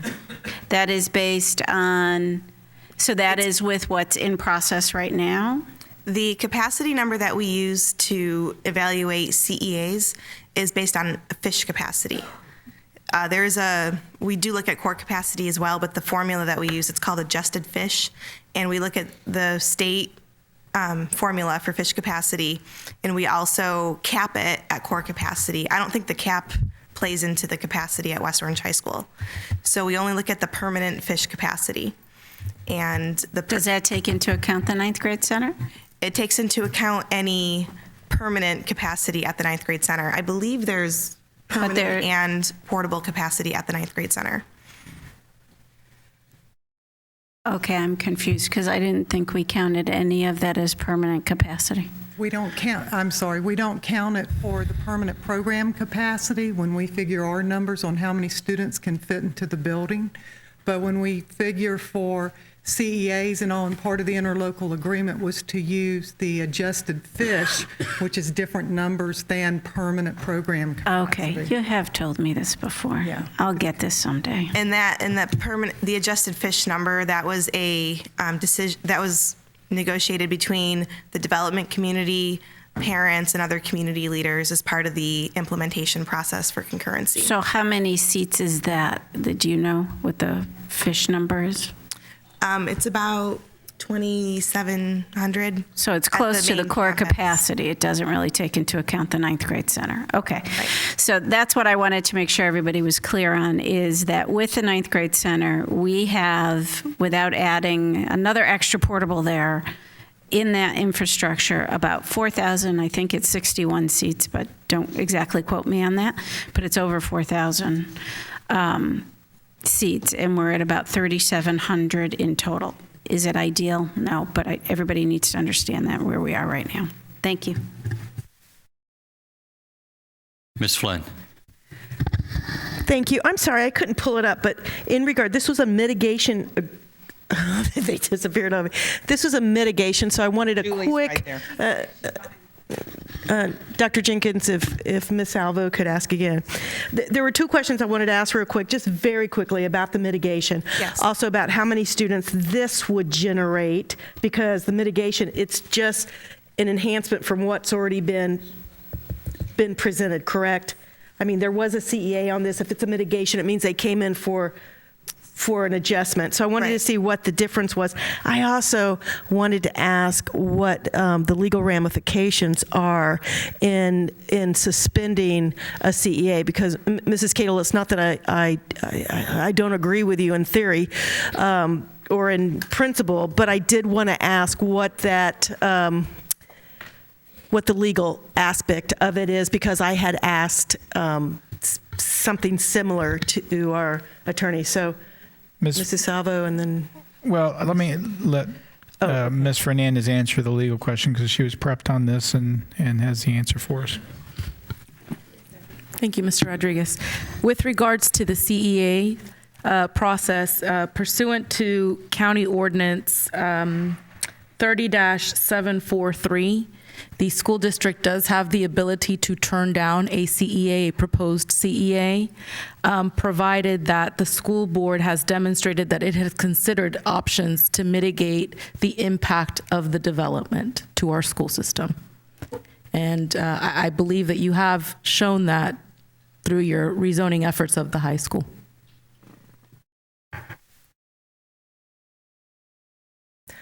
If Ms. Salvo could address what the mitigation and what the additional numbers were on these two. Sure. For both agreements that are before you tonight, these are both existing development proposals from years ago, and both of these projects have come forward asking to increase their density.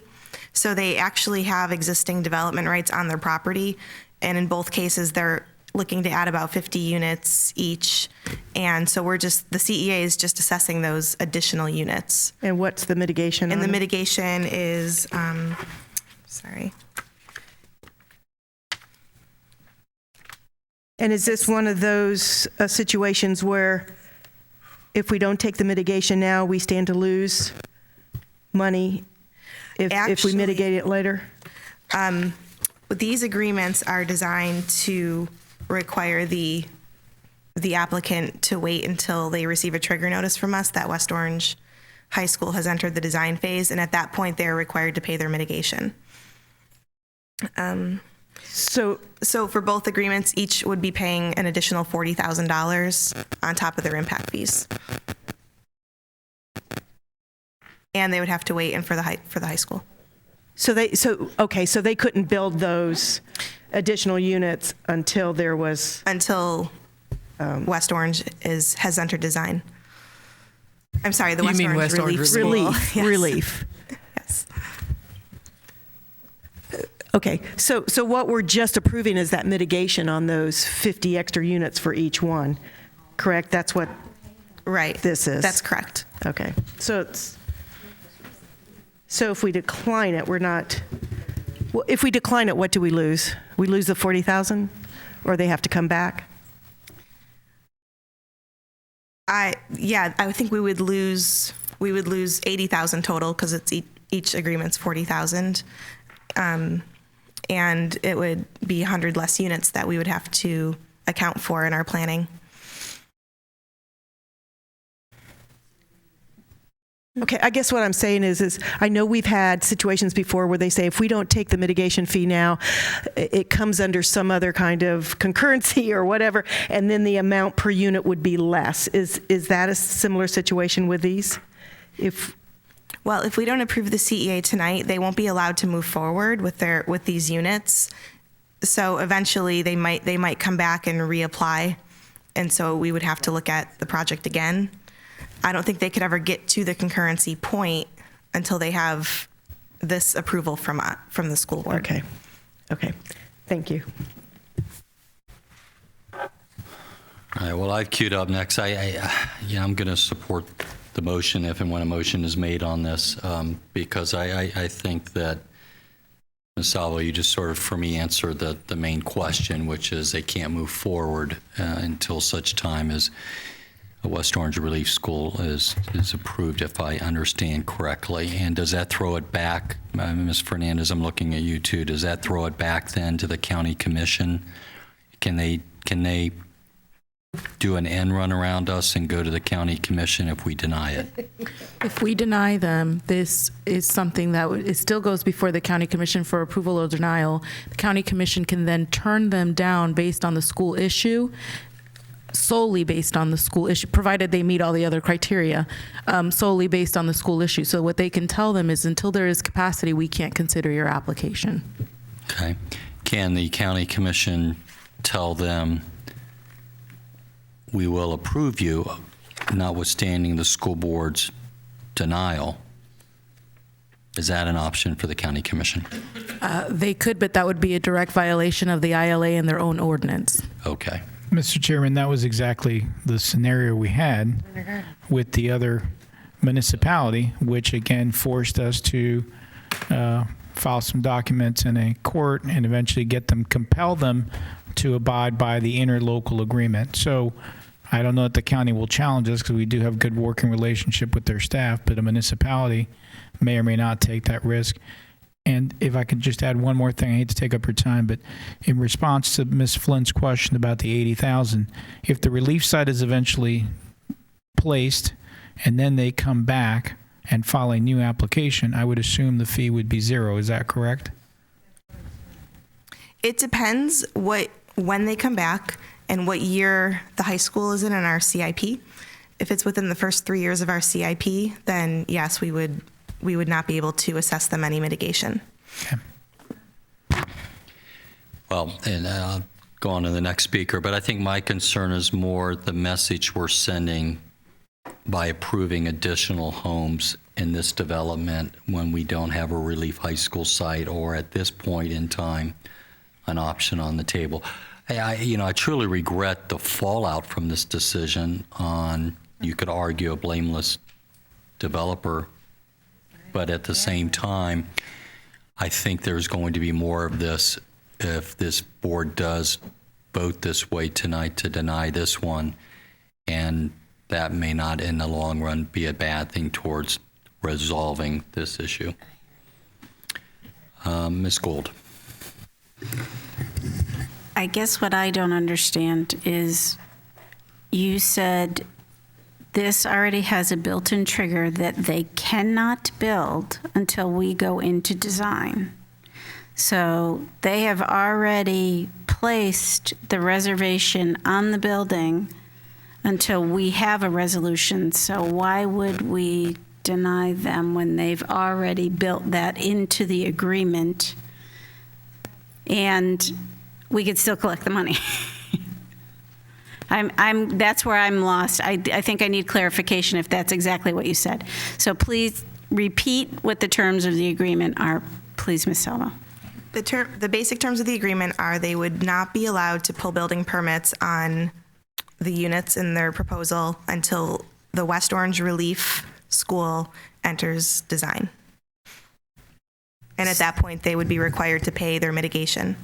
Okay, so that does clear that. So I would not vote to deny that, since they were already anticipating that we could not do that and penalize this. Now, would that set precedent for future? No, not for me. I think we have to look at it on a case by case.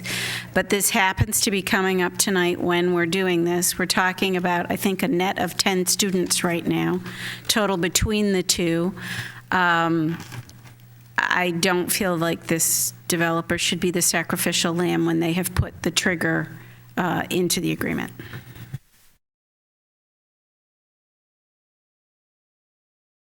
Ms. Moore. I agree with Ms. Gould. I think if the trigger is in there that they can't go forward, then the effect on the developer is going to be the same. He's going to be trying to be sure that the school board and the county gets our situation worked out. It's the same thing to the developer. He can't build this way, he can't build this way, but we lose the money. So I applaud the staff for being firm about that. And I don't know if you're going to keep driving out there. How do we know if they actually start, platting it or start building and follow it? Are there enforcement? Because I would think that enforcement now becomes a little more critical because there's a lot of pressure on these developers. We have a system in place with the county where they alert us of all of their plat activity, and we have an opportunity to comment and put a stop to development. We're required to provide certain documentation that the developer is in compliance with their CEA before the county will allow that plat to be released. And do Mr. Rodriguez, do you anticipate now that we're in a lawsuit that those procedures will be jeopardized in any way?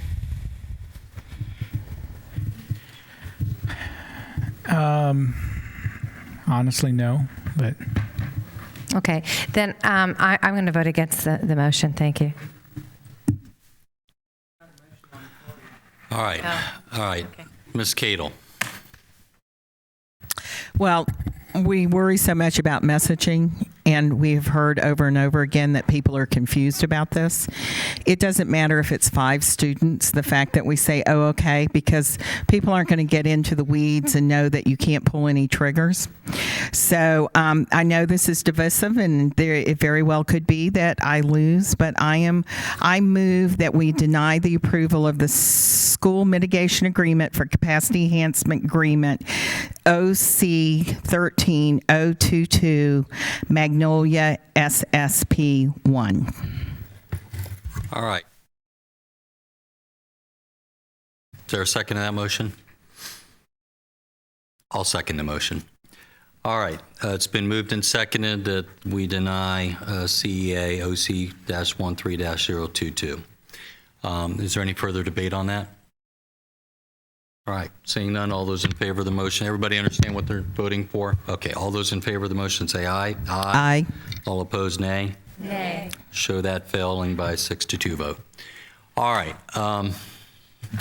We're now on what was formerly 14.05, which is now 16.02. Ms. Cadle, do you just want to move to approve it at this time? Move the approval of 16.02. Okay. It's been moved to approve 1602, which is the CEA OC-13-024. There's our second to that motion to approve it? Approve it.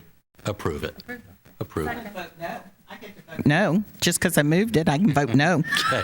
I mean, I lost the last one on a 2-6. You know, I'm not changing. I still think we're sending a mixed message. My vote is still no, whether it's a yes to deny or a no to approve. It's a no. All right. It's been moved to approve. Is there a second to that motion? It's been seconded by Mrs. Gordon to approve.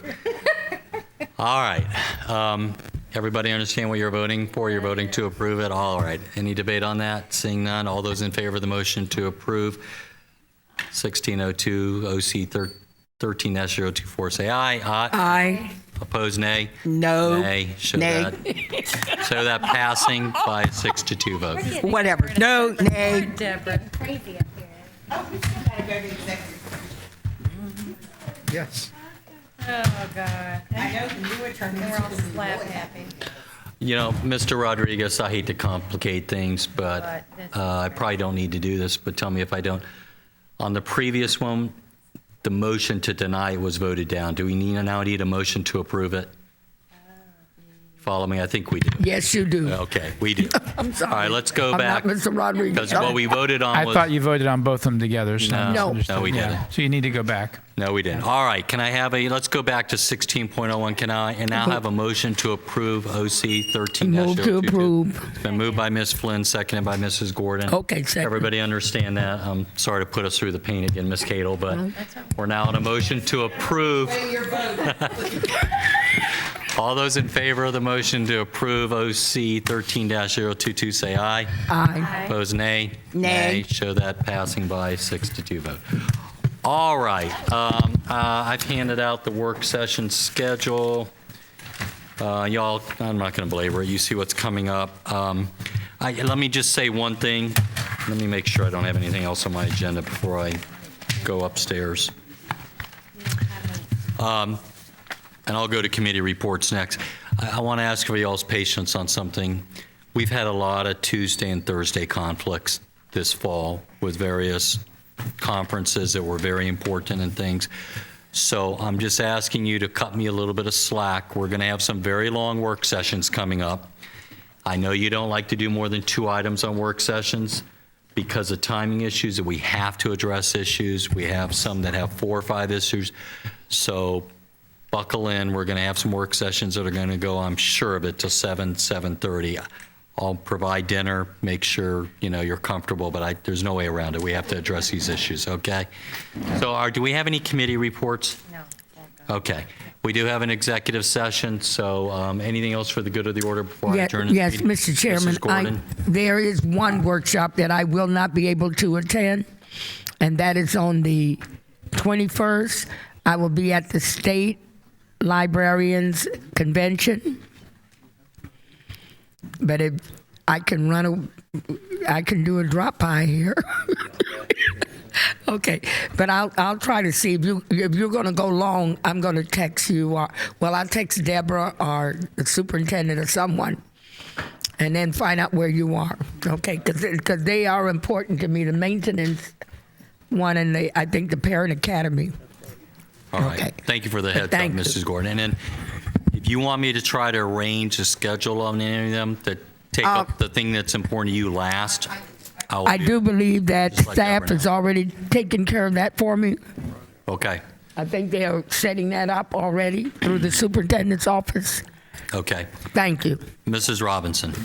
I just have one thing real quick. Since I believe all of you were in Albuquerque. Were all of you in Albuquerque?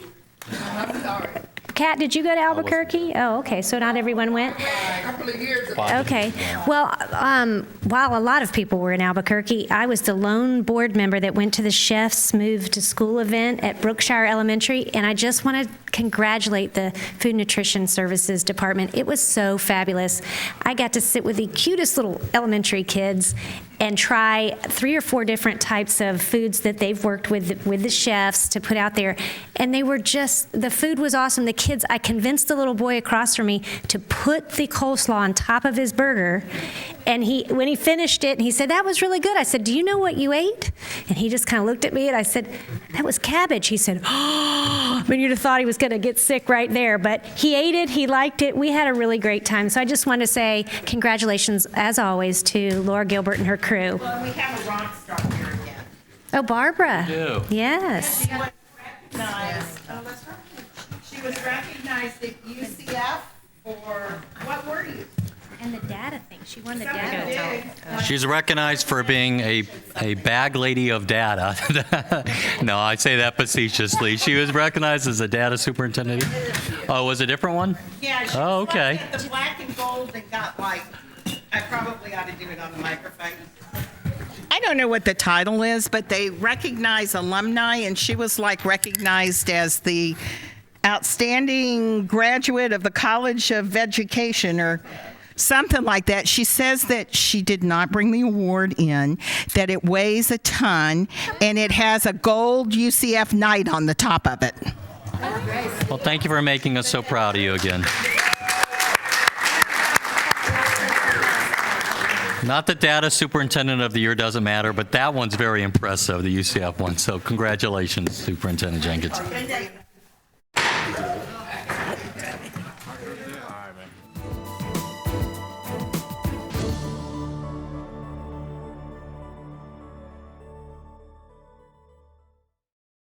I'm a student at Harvard. MIT, Caltech, Columbia. Our advantage? Support at home, plus great teachers and programs at Orange County Public Schools. Check out what's available for your child. There are magnet programs, advanced placement and honors classes, and guidance counselors who help us choose the right courses. There are dual enrollment classes with Valencia College, so students can earn college credit while in high school. OCPS has programs for every type of learner, pre-kindergarten through adult. You won't believe what you can do through Orange County Public Schools. For more information, visit the website at ocps.net or call 407-317-3200.